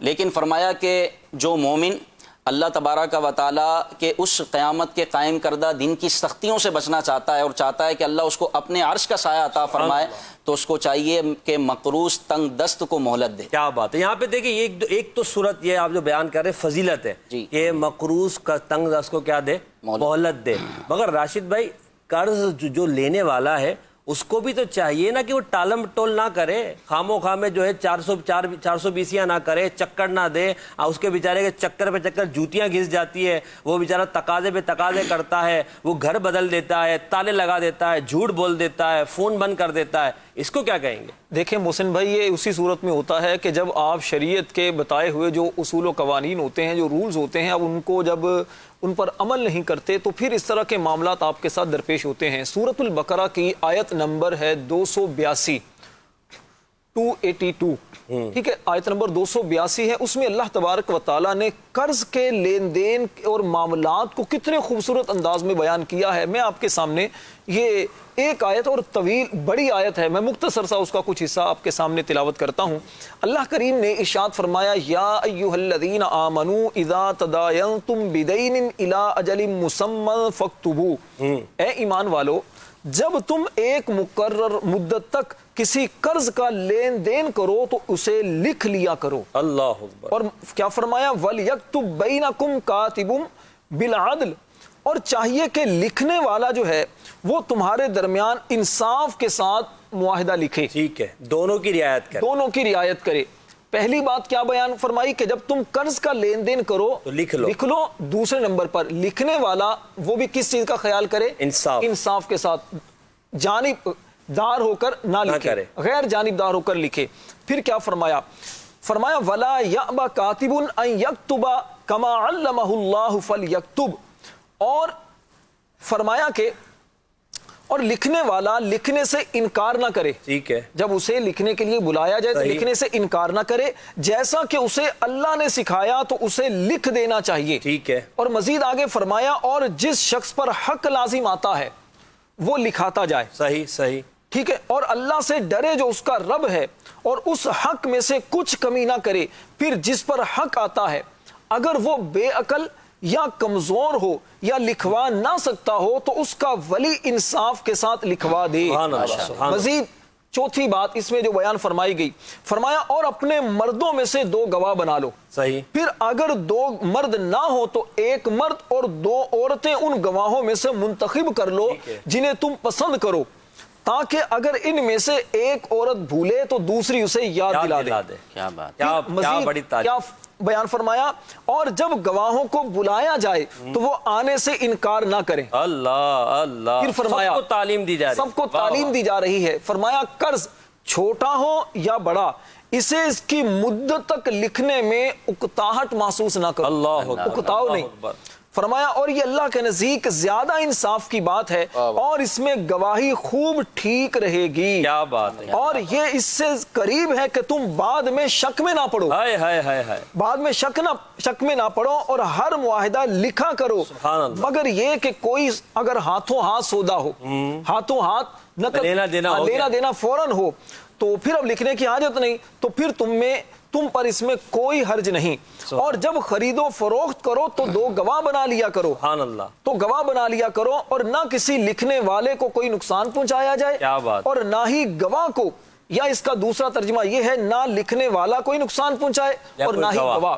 محسن بھائی اس آیت کریمہ پر غور کریں، بنیادی طور پر ہمیں کتنی چیزوں کا پتہ چلا. پہلی بات کہ جب آپ قرض کا لین دین کریں لکھ لیں. صحیح. دوسری بات اس پر آپ گواہ بنا لیں، لکھنے والا جو ہے وہ انصاف کے ساتھ لکھیں. صحیح. تیسری بات آپ اس پر گواہ بنائیں. صحیح. پھر گواہ کیسے ہوں؟ 2 مرد ہوں یا پھر 1 مرد اور 2 عورتیں ہوں. 2 عورتوں کا بھی اس لیے فرمایا گیا، اس کی لاجک بھی بیان کر دی گئی کہ اگر ایک بھولے تو دوسری یاد دلا دے. صحیح. ٹھیک. اور اس کے بعد پھر فرمایا اگر لکھوانے والا، اگر جو معاملہ کرنے والا ہے وہ کمزور ہے، وہ عقل نہیں رکھتا، زیادہ نابالغ ہے، سمجھ بوجھ نہیں رکھتا، اس کا ولی یہ کام کرے. صحیح. وکیل کے ذریعے کام کروایا جا سکتا تاکہ وہ نقصان سے بچے. اس میں دھوکہ دہی نہ کرو. اگر یہ کام کر لیے جائیں تو محسن بھائی چاہے کوئی آپ کا قریبی ہو چاہے دور کا ہو، جب آپ کے گواہ ہوں گے تو کوئی اگر اپنی بات سے پھرنا چاہے گا. سمجھے نا کہ ہمارے معاشرے کا بہت بڑا مسئلہ ہی حل ہو گیا نا. لین دین میں جو ہمارے آج کل جو لوگوں کو دھوکہ دیا جاتا ہے، زمینوں پر قبضہ کر لیا جاتا ہے، جائیداد پر قبضہ کر لیا جاتا ہے، امانتوں کو دبا لیا جاتا ہے، اگر اس طریقہ کار کو، اس پروسیس کو پورا کر لیا جائے لین دین میں جو شریعت نے بیان کیا ہے، یہ خاص طور پہ قرض کے معاملے میں، تجارت کے معاملے میں بھی کیا جائے، تو پھر آپ دیکھیں گے کہ انشاءاللہ دھوکہ دہی سے ہم جو ہے بچ بھی جائیں گے اور ہمارا مالی نقصان بھی نہیں ہوگا انشاءاللہ. قانونی چارہ جوئی کرنا بھی آسان ہو جائے گا. میں یہ عرض کروں، دیکھیں 2 طرح کے طبقے ہوتے ہیں. میں تھوڑا سا اس کو وضاحت کے ساتھ کرنا چاہتا ہوں بیان. 2 طرح کے طبقے ہوتے ہیں. ایک تو وہی ہوتا ہے جو ٹال مٹول سے کام لیتا ہے، یعنی دینے کی قدرت ہے، دے سکتا ہے، اور اس قرض خواہ کو بھی پتہ ہے کہ بھائی یہ ٹال مٹول سے کام لے رہا ہے، یہ مجھے دینا نہیں چاہ رہا، اس کے پاس مال ہے. تو اب اعلیٰ فرماتے ہیں کہ ایسے پر تو تشنیع اور طعن اور ملامت کرنا جائز ہے. قانونی چارہ جو بھی ہے وہ کرے اور اس سے اپنا حق ادا کرے. لیکن ایک بہت بڑا طبقہ وہ ہوتا ہے، جیسے کہ ابھی جو ہمارا پریشانی کا عالم چل رہا ہے، ایک پریشانی کی صورت ہے، اس میں بعض واقعی لوگ ایسے مقروضے دینا چاہتے ہیں لیکن نہیں دے پاتے. تو قرض خواہ کو یہ چاہیے کہ مہلت دے اور جنت کا ثواب کمائے، جنت کے درجے حاصل کرے. نبی پاک صلی اللہ علیہ وسلم نے ارشاد فرمایا کہ جو قرض کسی کو دے اور ادائیگی تک مہلت دے تو اس کو اپنے قرض کے بدلے روزانہ صدقے کا ثواب ملے گا. اچھا ادائیگی کے دن آ گیا اور پھر دوبارہ وہ مہلت دے رہا ہے، وہ دیکھ رہا ہے کہ بھائی وہ جو قرض دار ہے، جو مقروض ہے، نہیں ادا کر سکتا، تو پھر وہ مہلت دے رہا ہے، تو فرمایا ڈبل ثواب ملے گا، اس کے ادھار کے برابر ڈبل صدقے کا ثواب ملے گا. اب آپ دیکھیے محسن بھائی، بعض اوقات ایسا ہوتا ہے کہ جس کو قرض دیا جاتا ہے نا، اس کو یہ قرض خواہ اپنا زر خرید غلام سمجھ رہا ہوتا ہے. بالخصوص گاؤں گوٹوں میں ایسا ہوتا ہے کہ اس کے پورے کنبے کو جو ہے نا حقارت کی نگاہ سے دیکھا جاتا ہے. بھائی یہ تو میرا غلام ہے، اس نے تو میرے سے پیسے لیے ہوئے ہیں، اس نے تو میرا قرضہ لیا ہوا ہے. اس کو بلیک میل کرتے ہیں، اس کو ڈراتے ہیں. ایسا بھی دیکھا گیا ہمارے معاشرے میں کہ کرائے کا گھر ہے، کوئی بیچاری بیوہ ہے یا اس طرح کا معاملہ ہے، وہ کرایہ ادا نہیں کر پا رہے، تو آ کے بھائی شور مچا دینا ہے، ان کو معاذ اللہ برا بھلا کہنا ہے، پڑوسیوں کو بلا لینا ہے، پورے محلے والوں کو جمع کر دینا ہے. تو اب آپ دیکھیے کہ بھائی قیامت کی سختی. اور پھر بندہ یہ خود غور کر لے کہ اگر میں اس کی جگہ پر ہوتا تو میرے ساتھ کوئی یہ معاملہ کرتا تو کس طرح ہوتا. یہ ہمارے معاشرے کا المیہ ہے. یہ جو گفتگو آپ فرما رہے دونوں طرح کی ہے. دیکھیں ایک طرف تو یہ ہے کہ واقعی وہ مجبور ہے، اس کے ساتھ تو ہمیں سہولت کرنی ہے، اور جہاں ایسا نہیں ہے وہاں ہم ان کو یہ مشورہ دیں گے کہ بھائی آپ اپنا حق ادا کر دیں تاکہ سامنے والا پریشان نہ ہو سکتا ہے اس بیچارے کی روزی روٹی اس مکان کے کرائے سے چل رہی ہو، جو کچھ اس کے پاس تھا اس نے وہ قرض میں دے دیا، اب آپ اس کو رلا رہے ہیں تو وہ بیچارہ بھی پریشان ہو. تو لین دین میں ہم دونوں ہی کو ترغیب دے رہے ہیں کہ مہربانی فرمائیں لین دین کو پاک کریں، ستھرا کریں تاکہ معاشرہ اچھا بن سکے. کچھ کوز دے دیجیے گا، اس کے بعد محفل نعت کی طرف بڑھیں گے. جی محمد ارسلان اتاری، مدینہ الاولیاء ملتان شریف سے بات کر رہا ہوں. عطائے رحمان سلسلے میں آج کا موضوع بہت ہی پیارا ہے. ماشاءاللہ، جزاک اللہ خیر. اگلی کال. میرا عطائے رحمان سلسلے کے اندر سوال ہے کہ بعض دکانوں پہ لکھا ہوتا ہے ادھار بند ہے، اور بعض دکانوں پہ لکھا ہوتا ہے ادھار مانگ کر شرمندہ مت ہو. کیا ایسا لکھنا جائز ہے؟ جی عمران بھائی، ادھار بند ہے، ادھار مار کر شرمندہ کرے، صحیح ہے؟ لکھ لیں. جی بالکل لکھ سکتے ہیں، اس کی دکان ہے، وہ جو چاہے لکھے، جو جائز چیز ہے وہ لکھ سپر سکتا اسٹور ہے. پہ جا کے کوئی نہیں بولتا ادھار دے دو. بالکل، وہاں گویا کہ انہوں نے المعروف کل مشروط ہوتا ہے کہ ان کے ہاں جو ہے نا وہ قرض ہوتا ہی نہیں ہے. سپر اسٹور میں جائے گا وہ جو نقد خریدے گا. بالکل نقد خریدے گا. تو آپ کسی کو شرمندہ نہ کریں نا, کسی کو موقع نہ دیں ادھار مانگ کر. ٹھیک ہے, اس کی چیزیں وہ ادھار نہیں دینا چاہ رہا تو وہ لکھ سکتا ہے. دیکھیں محلے میں جو شاپس ہوتی ہیں نا, خاص طور پر کریانے کی یا ہلکی چھوٹی دکانیں ہوتی ہیں, تو وہاں محلے میں تو یہ چیزیں چلتی ہیں. محلے میں اگر آپ دکانداری کرنا چاہتے ہیں تو وہاں کچھ نہ کچھ آپ کو سپیس رکھنا پڑے گا. مگر پھر بھی وہ کہتا ہے ادھار مانگ کے شرمندہ نہ کرو, اس میں دیکھیں شرمندہ وہ پھر آپ کے جو بیچارے ایسے جو غریب ہیں یا اس طرح کے جو افراد ہیں, تو ان کا بھی تو آپ خیال کرنا ہے کہ بحیثیت مسلمان آپ کو ایک خیال کرنا چاہیے. اخلاقی آپ کی ذمہ داری ہے کہ اگر اس طرح کا طبقہ جو آپ کے سامنے اگر آتا ہے, آپ ضرور لکھ کر لگانا.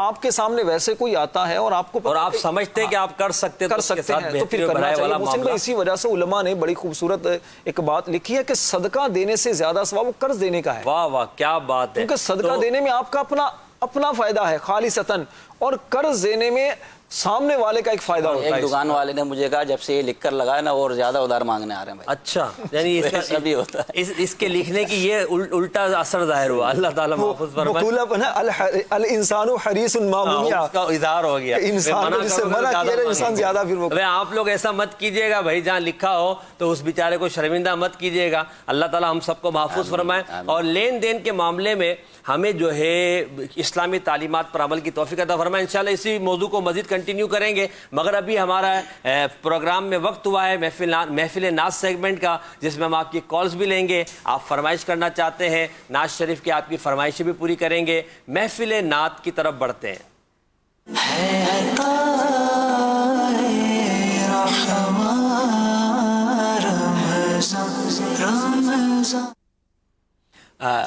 آج ہمارے ساتھ الحمدللہ محمد عادل اتاری نعت خواں اسلام میں تشریف فرما ہیں. ان سے کلام بھی سنیں گے اور آپ کی کالز کو بھی شامل کریں گے. جی عادل بھائی, آپ کون سا کلام پڑھیں گے آج؟ سیدی امام اہل سنت کا کلام ہے, پل سے اتارو راہ گزر کو خبر نہ ہو. کیا بات, کیا بات ہے. صلو علی الحبیب صلی اللہ تعالی علی محمد صلی اللہ علیہ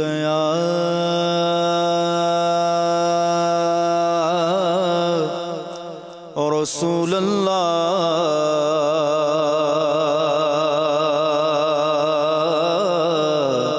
وسلم علیک یا حبیب اللہ. پل سے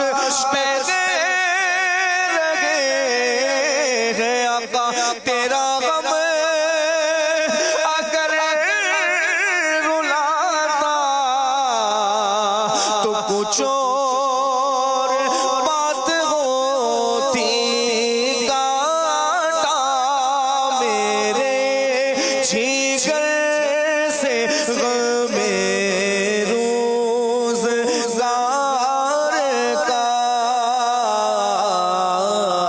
یوں کھینچ لیجیے کہ جگر کو خبر نہ ہو، یوں کھینچ لیجیے کہ جگر کو خبر نہ ہو، جبریل پر بچھائے تو پر کو خبر نہ ہو، اور فریاد امتی جو کرے حال زار میں، فریاد امتی جو کرے حال زار میں، ہجر نبی میں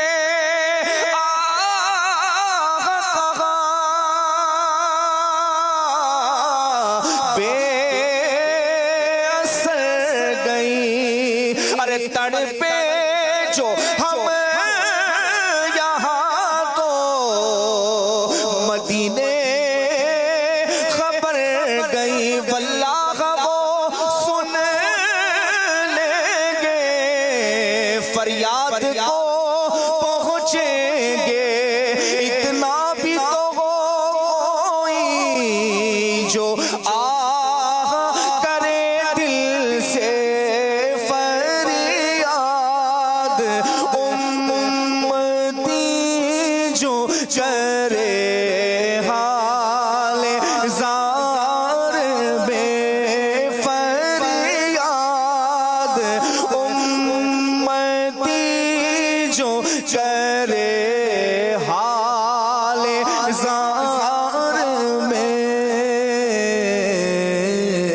ممکن نہیں کہ خیر بشر کو خبر نہ ہو، ممکن نہیں کہ خیر بشر کو خبر نہ ہو، جبریل پر بچھائے تو پر کو خبر نہ ہو، اور ان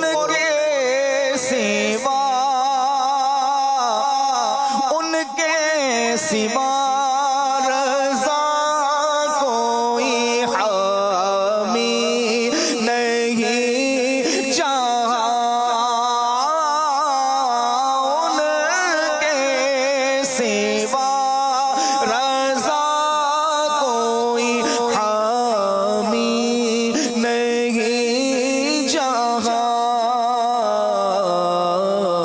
گزرا کرے سر پہ پیدر کو خبر نہ ہو، گزرا کرے سر پہ پیدر کو خبر نہ ہو، جبریل پر بچھائے تو پر کو خبر نہ ہو، پل سے اتارو راہ گزر کو خبر نہ ہو، جبریل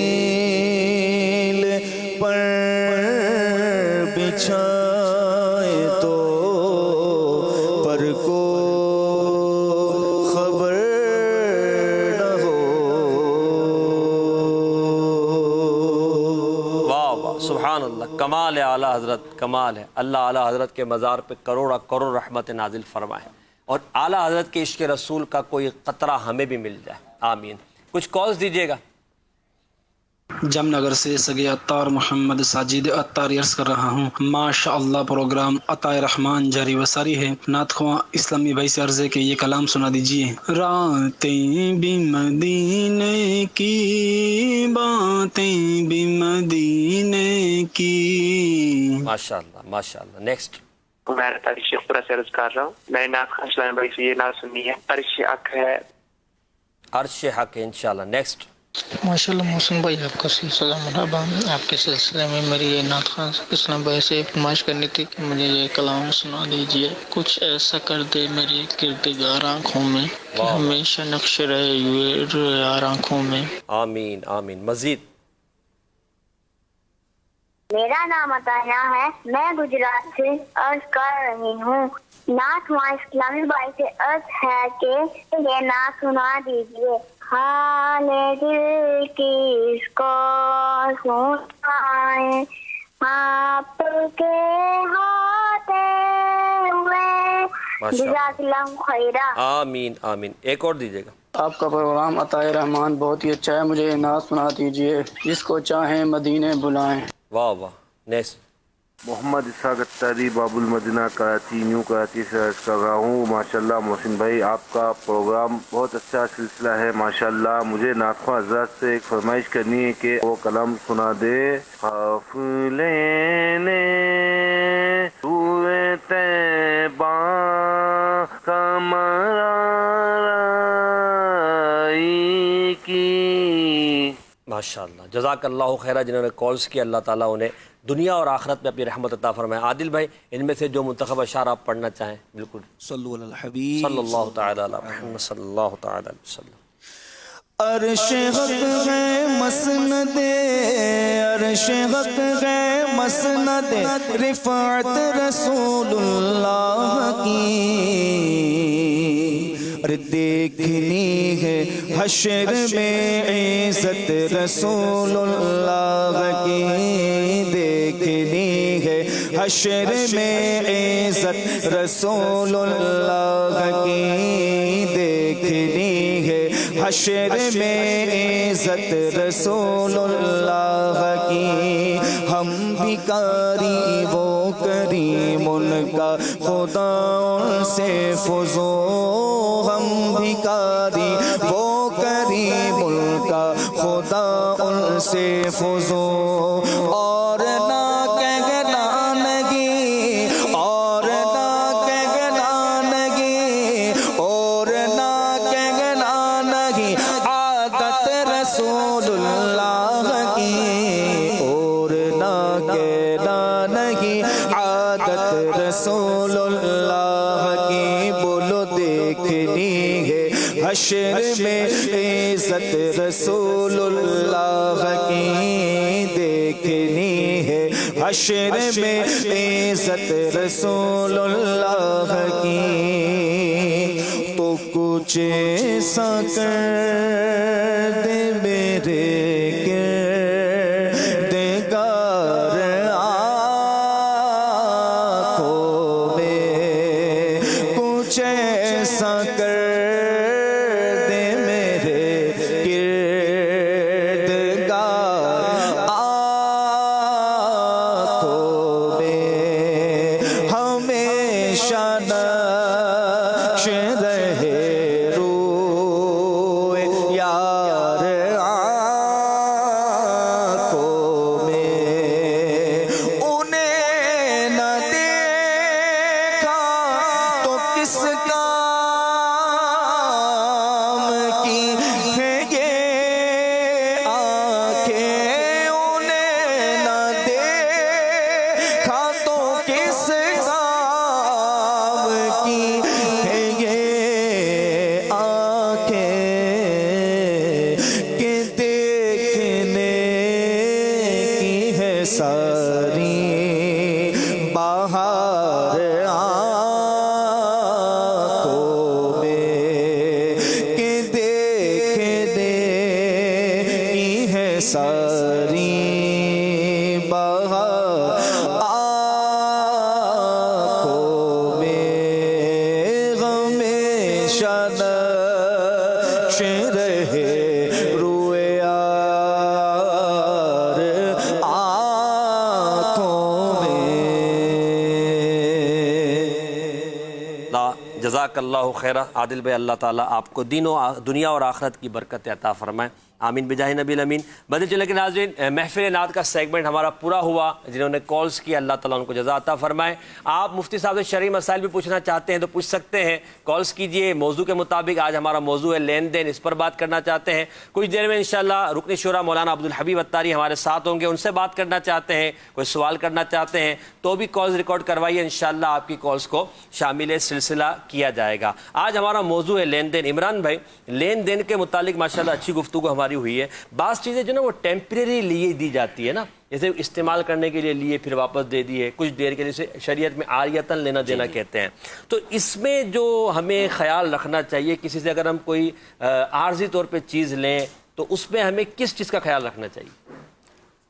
देखें, इसके अंदर अगर तो कोई चीज़ आपको इस्तेमाल के लिए देता है, मिसाल के तौर पर आपको कोई गाड़ी दे देता है, आपने कहीं जाना है, अब ये तो उसकी मेहरबानी कि आपको अपनी गाड़ी इस्तेमाल के लिए आपको दे दी है, तो अब उस गाड़ी का हमें ख्याल भी करना चाहिए, यानी उस गाड़ी को अपनी गाड़ी समझ कर चलाएं। ऐसा नहीं कि उसको जो है नुकसान उस गाड़ी का कर डालें, या फिर ऐसा ना हो कि वो लोड गाड़ी नहीं है, हमने उसके ऊपर लोड कर दिया है, ऐसा भी नहीं होना चाहिए। बात ये है कि अगर ये चीज़ मेरी होती, आरियतन जो चीज़ दी जा रही है, अगर वो चीज़ मेरी होती, मैं उसका कितना ख्याल करता, मैं उसकी कितनी केयर करता, इस हिसाब से हमें उस चीज़ को इस्तेमाल करना चाहिए, उसको यूज़ करना चाहिए और उसके साथ जुल्म नहीं करना चाहिए। दूसरी बात क्या करनी चाहिए, भाई गाड़ी ली, गाड़ी पे क्या, गाड़ी को मुक्का भी मारोगे तो थोड़ी लगेगी, मुक्का गाड़ी वाले को तो लगेगा, गाड़ी वाले को तो लगेगा, जिसकी गाड़ी वाले के दिल पे लगेगा।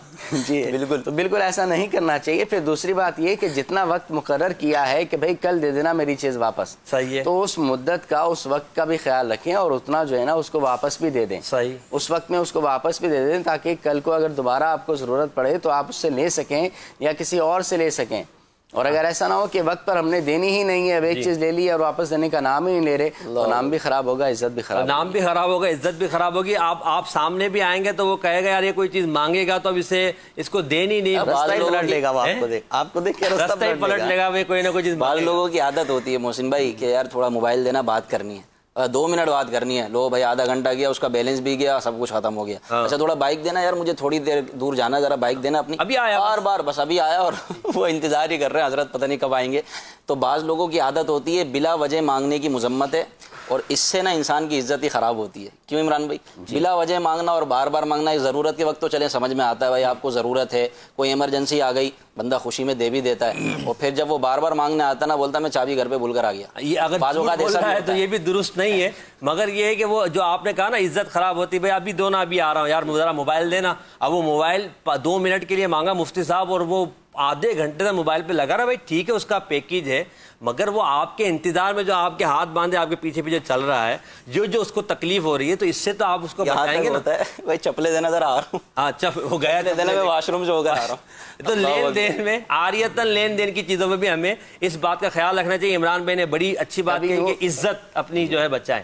कभी यूँ भी होता है कि मोबाइल दीजिएगा, फ़ोन करना है, अच्छा फ़ोन जब लग गई फिर पूछते हैं पैकेज है ना तो फिर जारी हो जाता है। फिर तो पैकेज वो जो नहीं भी हो तो मना कैसे करेगा वो, अब वो बोलेगा भाई पैकेज नहीं है तो मसला हो जाएगा। अच्छा बहरहाल इस मामले में देखें, ये आरियतन चीज़ें लेना जो ना हमारी ज़िंदगी का हिस्सा है, इसमें हमें ज़रूरत पड़ती है, मगर इसमें आदाब और जो अखलाकियात है उसको हमें मलूज़ खातिर रखना चाहिए ताकि हमारी इज्जत भी ख़राब ना और सामने वाले का जो भरोसा है वो भी कायम रहे। मुफ्ती साहब, हमारे यहाँ लेन देन एक बड़ा वसी मौजू है, मैं इस पर इंशाअल्लाह आपसे गुफ्तगू करूँगा। आप सिर्फ इतना ज़रूर बताइए कि जो हमारे यहाँ लेन देन में शादियों का जो लेन देन है, शादियों में तोहफ़ों का लेन देन है, पैसों का लेन देन है और दीगर चीज़ों का भी हमारे यहाँ हर बिरादरी का अपना रवाज है, इस लेन देन को आप किस तरह देखते हैं और हमारे माशरे में इसका क्या असर पड़ रहा है? बिस्मिल्लाहिर्रहमानिर्रहीम। देखें, लाजमी लेन देन तो फ़कत जो है वो कारोबार में होता है, पैसे के बदले में जब आप किसी चीज़ से किसी चीज़ के लेन और देन का तकाजा करें तो समझ में भी आती है बात। इसके अलावा जितनी जगहों पर भी लेन देन हो रहा होता है वो जो है वो एक तबर्रुक के तौर पर, एहसान के तौर पर जो है वो हो, जब तक वो इस तौर पर है तो वो बहुत अच्छा रहता है। लेकिन जहाँ ये लेन देन जो है वो जबरी सूरत اختیار کر جائے، زبردستی اختیار ہو جائے. اب زبردستی سے مراد یہ کہ اب دینے والا آپ کو خوشی کے طور پہ نہیں دے رہا بلکہ آپ کے شر سے بچنے کے لیے جو ہے وہ دے رہا ہے. تو اس سے اسلام منع کرتا ہے اور اس کو رشوت قرار دیا ہے اور فرمایا کہ جو دینے والا ہے وہ تو جو ہے وہ چونکہ اپنے آپ کو شر سے بچانے کے لیے دے رہا ہے اپنی عزت کے لالے پڑے ہوئے، اسے تو گناہ نہیں ہے، لیکن لینے والے کے حق کے اندر وہ مال حرام ہے، اس کے لیے لینا جائز نہیں ہے. ٹھیک ہے. تو یہ جو شادیوں کا لین دین ہے اس کے اندر کئی لین دین عموماً اس زمرے میں آ رہے ہوتے ہیں کہ اس کو اگرچہ رسم کا نام دیا جا رہا ہوتا ہے، اسے اگرچہ جو ہے وہ خوشی کا نام دیا جا رہا ہوتا ہے، لیکن وہ خوشی ایسی ہوتی ہے کہ وہ سمجھے گن پوائنٹ سے بھی بری خوشی ہو رہی ہوتی ہے. وہ نہیں دوں گا تو میری جو نا پوری برادری میں جو میری عزت کا یہ جنازہ نکال دے گا. تو یہی معاملہ ہے کہ شادیوں کے لین دین میں یا اور بھی کسی جگہ پر کریں تو لین دین یا تو وہ ہے کہ جس کے بدلے میں آپ کچھ دے رہے ہیں اور اس کے بدلے میں آپ چیز خرید رہے ہیں، یہ تو ایک سمپل سی بات ہے، اس پہ کسی کو کوئی اعتراض نہیں ہوگا. لیکن جب آپ بات کر لیتے ہیں اس بات کی کہ جناب میں نے دیا تھا اور اس کے بدلے میں جو ہے وہ مانگ رہا ہوں، تو بھئی آپ نے دیتے ہوئے کیا اس سے پوچھا تھا کہ میں تمہیں اتنی مہنگی چیز جو ہے وہ دوں؟ آپ نے اپنی حسب استطاعت دی، وہ اپنی حسب استطاعت دے رہا ہے. لیکن اب آپ کا یہ رکھنا کہ نہیں جناب مجھے میری حسب استطاعت جو ہے وہ دیا جائے اور نہ دینے پر آپ اسے جو ہے وہ طعن و تشنیع کا نشانہ بناتے ہیں، تو یہ چیز در حقیقت رشتوں کو جو ہے وہ توڑنے والی بن جاتی ہے. اللہ فی زمانہ اگر ہم دیکھیں تو کئی جگہوں کے اوپر دوستوں کے اندر بھی یہ جو اس طرح کے تکلفات ہیں نا، یہ جو ہے وہ بہت ساری جو ہے وہ دوریوں کا سبب ہے. یعنی دوست آپس کے اندر یوں نہیں ملتے یا دوسرے کے گھر نہیں جاتے کہ یار اگر میں اس کے گھر جاؤں گا تو کچھ لے کر جانا پڑے گا، لے کر نہیں جاؤں گا تو یہ مجھے جو ہے وہ سنائے گا، آئندہ جو ہے وہ نہیں بلائے گا. یوں ہی شادیوں کے اندر یوں ہی جو ہے وہ داماد جو ہے وہ جناب سسرال جائے تو جناب اگر اس کی آؤ بھگت نہ کی جائے گی تو اب یہ جو ہے وہ کل کو ہمیں یا ہماری بیٹی وہ جو آپ نے لفظ کہا نا زبردستی و جبری والا، اس کو اگر ہم لے تبرع، یعنی ایک تو ہوتا ہے خوشی کے ساتھ کسی چیز کا کرنا اور ایک ہوتا ہے جبری کرنا. تو یہ جو مفتی صاحب نے فرمایا ہمارے یہاں جو شادیوں میں لین دین ہے بہت سی جگہ ایسا ہی ہے کہ وہ زبردستی ہے اور اس کے بدلے اسے پتہ مجھے دینا اور زیادہ دینا ہے. اس پر جو شرعی احکام ہے انشاءاللہ اس پر بھی مفتی صاحب سے بات کریں گے اور لین دین کے موضوع پر مزید بھی انشاءاللہ گفتگو کریں گے. مگر ابھی ہمارا وقت ہوا ہے سبق آموز حکایت کا، جس میں حاجی امین اتاری ایک حکایت سناتے ہیں اور مدنی پھول دیتے ہیں. بڑھتے ہیں سبق آموز حکایت کی طرف.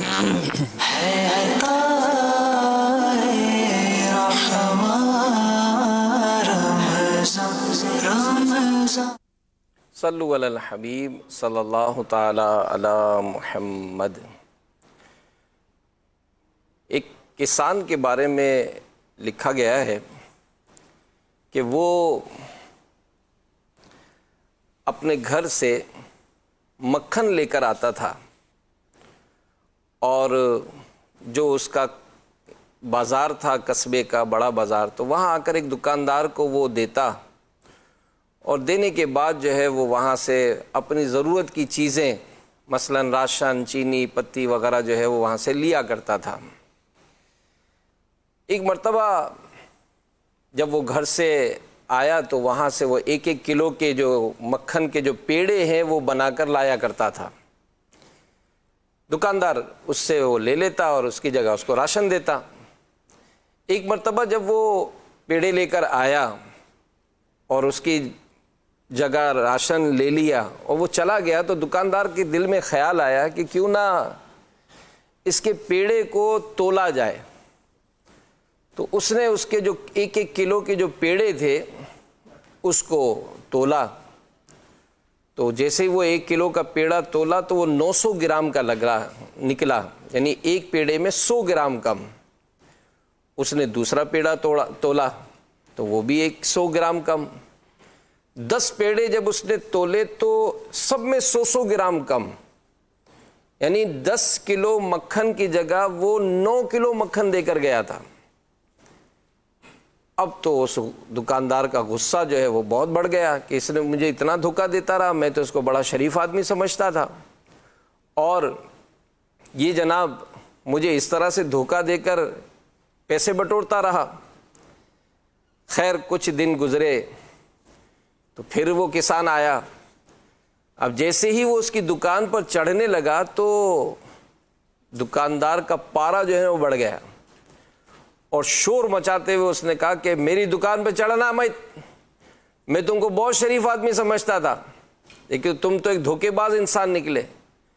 میں 1 کلو کا پیڑا سمجھ کر رکھ لیتا تھا اور اب جب تولا ہے تو 900 گرام کا نکلا ہے. اتنا دھوکہ. یہ کر کے اس نے کافی شور کیا اور اس کو دکان پر چڑھنے نہ دیا بلکہ ذلیل کر کے اس کو واپس کرنے لگا. اب کسان بڑا حیران تھا. اس نے دکاندار سے کہا کہ میری بات سنیں، مسئلہ کیا ہے؟ تو اس نے پھر اس کو وضاحت کی کہ تم مجھے 1-1 کلو کے جو پیڑے دے کر جاتے تھے تو میں تو تولتا بھی نہیں تھا اور میں یہی سمجھ کے لے لیتا تھا کہ تم ظاہر پورا ہی حساب کتاب کرتے ہوں گے، لیکن تمہارے جانے کے وجہ بعد میں نے اس کو تولا تو یہ تو 900 گرام کا نکلا. نہ جانے کب سے تم مجھے دھوکہ دے رہے ہو. تو اس کسان نے کہا کہ صاحب میں تو ایک بہت غریب آدمی ہوں، میرے گھر میں ترازو باٹ کہاں ہے. ہاں میں تم سے جو 1 کلو چینی لے جاتا تھا تو ایک ترازو پر میں وہ 1 کلو چینی رکھتا اور دوسرے ترازو پر جو ہے وہ میں اپنا مکھن تول دیتا تھا. تو اصل میں 900 گرام میرے مکھن میں نہیں ہے، 900 گرام آپ کی چینی ہوا کرتی ہے.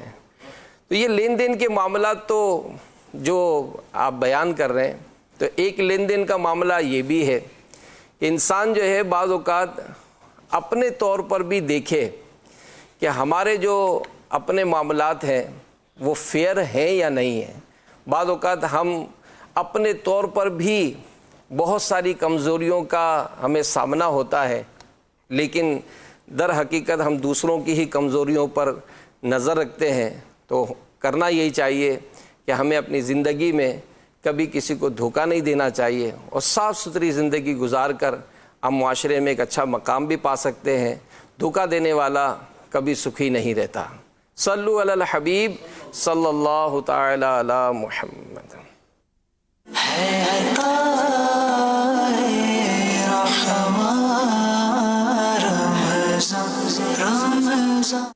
صلو علی الحبیب صلی اللہ تعالی علی محمد صلی اللہ علیہ وسلم. سبق آموز حکایت میں بھی آج آپ نے لین دین میں دھوکہ نہ دینے کے حوالے سے اور اپنے معاملے پر غور کر کے اس کو فیئر کرنے کے حوالے سے سنا. ہمارے ساتھ رکن شورا مولانا عبدالحبیب اتاری دامت برکاتہم عالیہ بھی تشریف فرما ہے، مفتی کفیل صاحب بھی تشریف فرما ہے اور انشاءاللہ عبدالحبیب بھائی سے ہم گفتگو کریں گے لین دین پر بھی. اگر آپ عبدالحبیب بھائی سے بات کرنا چاہتے ہیں، کوئی سوال کرنا چاہتے ہیں تو بالکل آپ کالز کیجئے، انشاءاللہ آپ کی کالز کو شامل سلسلہ کریں گے.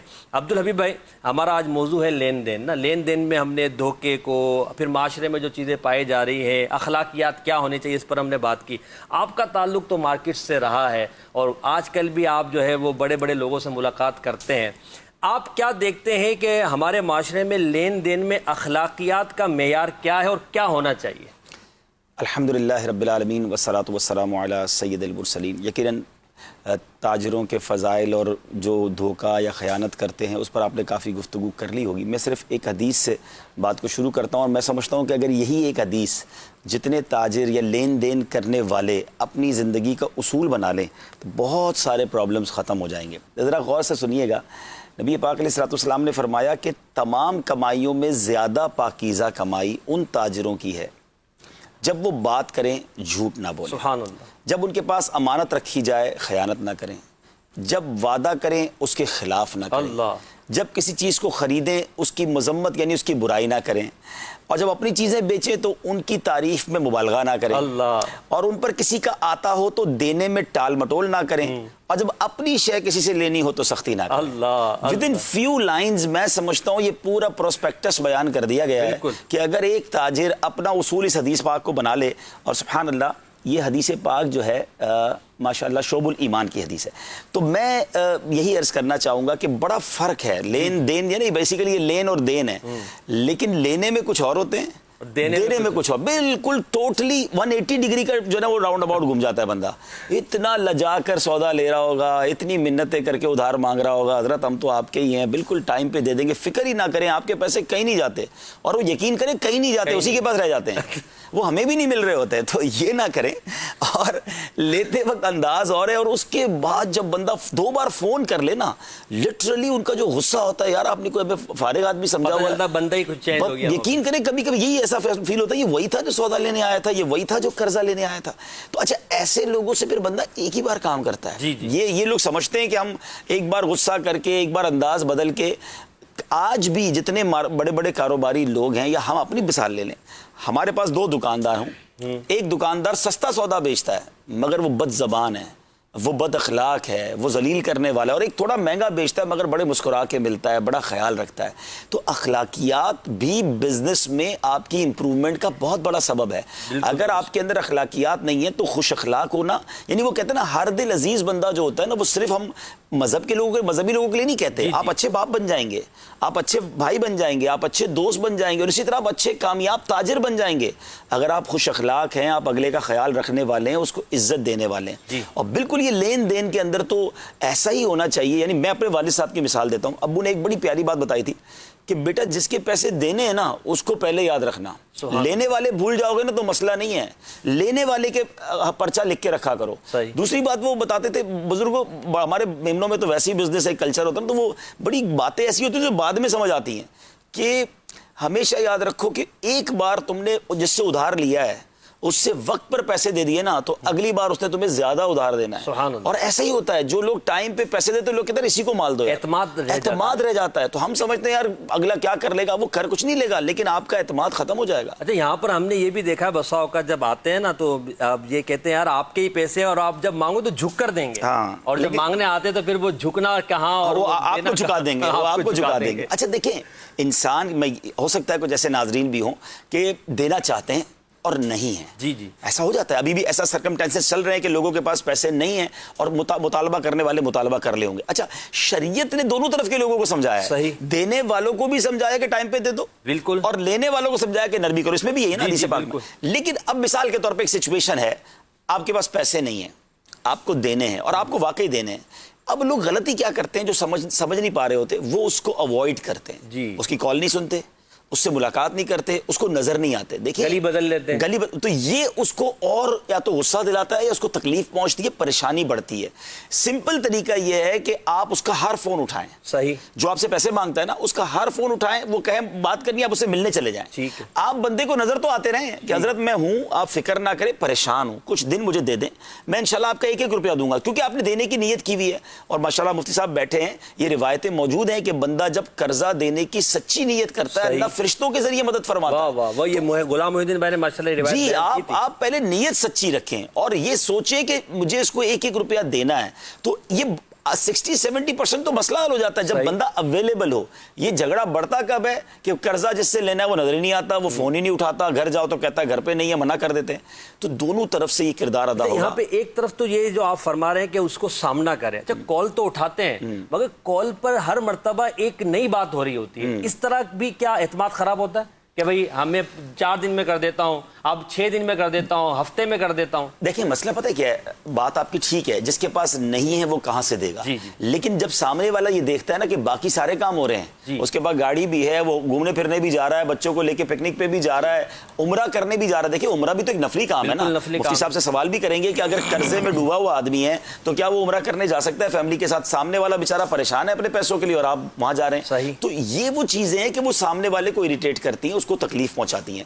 اگر آپ واقعی تکلیف میں، آپ کے پاس کچھ نہیں ہے مثال کے طور پہ، آپ اس کے ساتھ بیٹھ جائیں کہ دیکھیں یہ میرا اثاثہ ہے، یہ میرا گھر ہے، یہ میرے پاس چیزیں ہیں، میرے پاس یہ چیزیں آنی ہیں، پیسے آنے ہیں، دینے مجھے آپ کو پورے ہیں، اب آپ میرا ساتھ دیں.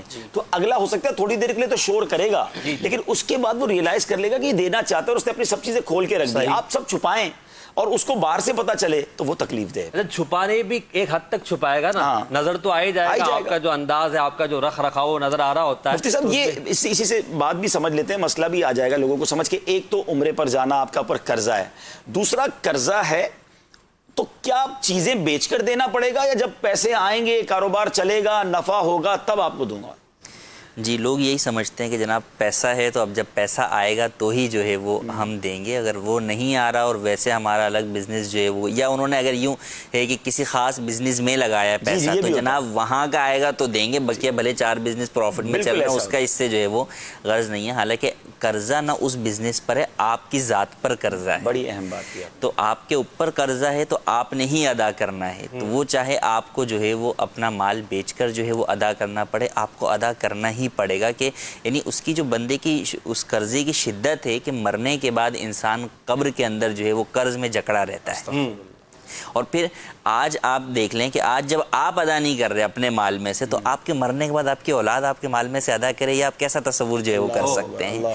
تو یقیناً یہی ذہن رکھنا چاہیے کہ ہمیں قرضہ جو ہے وہ ادا کرنا ہے، اور چاہے اپنا مال بیچ کر ادا کریں، گاڑی بیچنی پڑے گاڑی بیچ کر ادا کریں، ٹھیک ہے آپ کی بھی ضروریات ہیں، لیکن یہ سوچیں کہ اس سے زیادہ تو اصل تو حق اس مال پہ اس کا ہے نا، کہ جس کے مال کو لے کر آپ نے جو ہے وہ ضروریات کو جو ہے وہ پورا کیا۔ اچھا اس میں ایک جملہ بڑا خطرناک بولا جاتا ہے کہ بھائی آئیں گے تو دیں گے، ورنہ آپ جو کرنا ہے کر لیں۔ ایک مارکیٹ میں تو اس کو برا نہیں سمجھتے۔ اچھا دوسرا، آپ کا کپڑا تھا، آپ سے کپڑا لیا، میں نے فلاں کو بیچا ہے، اس نے مجھے نہیں دیا تو میں آپ کو کیوں دوں؟ جی وہی آپ والی بات کہ باقی سب جگہ چیزیں چل رہی ہیں، وہ آپ کی اماؤنٹ جو میں نے آپ کے سے مال خریدا اس پہ نفع رکھ کے کسی کو دیا وہ دے ہی نہیں رہا، وہ میرے آگے کھا گیا، تو اب میں کیسے آپ کو دوں؟ میں جو ہے وہ کیسے رکھوں، حالانکہ جب نفع آنا تھا تو اس میں سے بھی جیسے انہیں کو دینا تھا، وہ تو اپنا تھا۔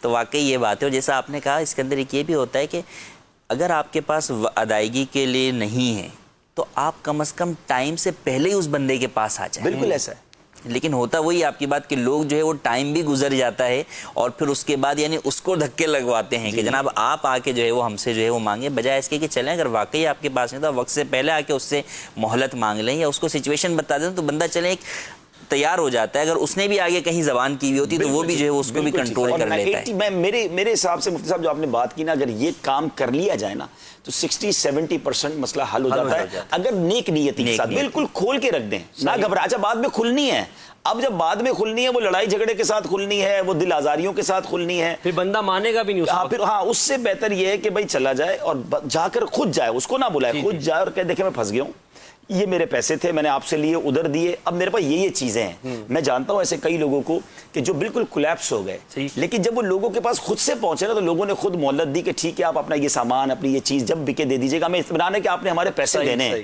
کیونکہ آپ کا ایک جیسچر بتا رہا ہے کہ آپ کو دینے۔ تو یہ بھی بڑا پرابلم ہوتا ہے کہ دینے بھی ہوتے ہیں اور اس اگلے کو والے کو دھکے بھی دے رہے ہیں، ایسا ہوتا ہے کہ نہیں دینے۔ اس کا ایک فیکٹر میں سمجھتا ہوں یہ بھی ہوتا ہے، جیسے آپ نے بڑی خوبصورت بات ارشاد فرمائی کہ بتا دے، اگر وہ نہیں بتائے گا نا تو وہ خود ذہنی دباؤ کا شکار ہوتا رہے گا، اب پھر وہ جرائم کی طرف بڑھے گا، بالکل صحیح کرے، وہ بچوں کا منہ دیکھے گا، ادھر وہ اس کا فون آ جا رہا ہے قرض کھا کر، اب بعض اوقات خودکشیاں بھی اسی وجہ سے۔ بالکل صحیح کہہ رہے ہیں آپ، بندہ ٹینشن کے مارے یا تو ڈپریشن کا مریض ہو جاتا ہے یا خودکشی کی طرف وہ چلا جاتا ہے۔ تو اگر آپ جس کو دینے اس کو بتا دیں گے تو آپ کے دل کا بوجھ بھی ہلکا ہو جائے گا، اور ہو سکتا ہے اللہ پاک ایسی مدد کر دے، آپ پہلے صلاۃ الحاجات پڑھ کے جائیں یا اللہ اس کا دل نرم کر دے، دعا کر کے جائیں، اور پھر اللہ کریم ہے، ہو سکتا ہے وہ بندہ آپ کے ساتھ ہی کھڑا ہو جائے۔ تو مشہور واقعہ نا درود پاک کا قرضہ معاف ہو گیا، کتنے درود پاک کی کثرت کرے۔ اچھا میں نے یہ بھی دیکھا ہے کہ بعض اوقات، کیونکہ اس کے بعد میں چاہوں گا 1-2 منٹ ہم قرضہ لینے والوں کے بارے میں بھی بات کر لیں، کہ بعض اوقات یہ بھی ہوتا ہے کہ وہ بندہ بھی ساتھ کھڑا ہو جاتا ہے کہ اچھا بتاؤ کہاں پھنسے ہوئے، اچھا بتاؤ کیا کون پیسے تمہارے نہیں دے رہا، میں اپنے طور پہ تمہاری مدد۔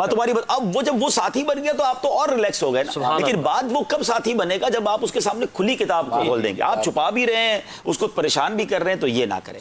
اچھا اب جو لوگ قرضہ وصول کرنے والے کا اس حدیث میں ان کے لیے بھی ہے کہ سختی نہ کریں، اور قرضے میں رعایت دینا یا ان کو معاف کرنے والوں کے لیے تو جنت کی بشارتیں اور مغفرت کی بشارتیں بھی ہم نے روایتوں میں پڑھی۔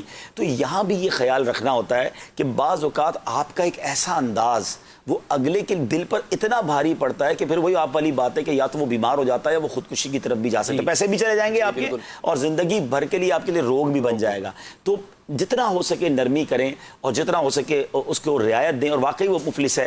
ہاں اب اصل پرابلم پتہ ہے غصہ انسان کو کہاں آتا ہے کہ یار صرف میرے ہی پیسے نہیں دینے، باقی اس نے سارے کام کرنے، تو اس کو برداشت کرنا مشکل ہوتا ہے۔ تو اس کو بھی یقیناً مفتی صاحب سے یہ سوال کروں گا کہ کس حد تک جا سکتے ہیں قرضہ وصول کرنے میں؟ کیا مار کٹائی تک، پولیس تک، بدماشوں کو بلانے تک، گالیاں دینے تک؟ تو کوئی دیکھیں میرے پیسے وہ نہیں دے رہا اور میں چاہ رہا ہوں میرے حق مجھے ملے، تو کوئی تو مجھے شریعت اجازت دیتی ہوگی نا سختی کی۔ یہاں یہ بیان کیا جاتا ہے نا کہ بھئی وہ اپنا قرض وصول کرنے میں آپ سختی کر سکتے ہو، سختی سے جیسے عبدالرحیم بھائی نے کیا مراد، اس کی لیمٹس کیا ہے؟ دیکھیں اس کے اندر تو فی زمانہ بہرحال آپ قانون کو ہی جو ہے وہ ساتھ لیں گے، اپنے طور پر تو آپ کسی بھی قسم کا کوئی ایسا عمل دخل نہیں کر سکتے، قانونی چارہ جوئی ہی ہوگی۔ اگرچہ اس پر بھی کئی لوگوں کا یہ کہنا ہوگا کہ قانونی چارہ جوئی اتنی آسان نہیں، یا جناب اس سے نتیجہ جو ہے وہ نہیں نکلتا، لیکن بہرحال آپ قرض وصول کرنے کے لیے اس بات کی اجازت نہیں ہوگی کہ آپ اس کے بندے کے جو حقوق ہیں انہیں تلف کرنے کے لیے جو ہے وہ بیٹھ جائیں۔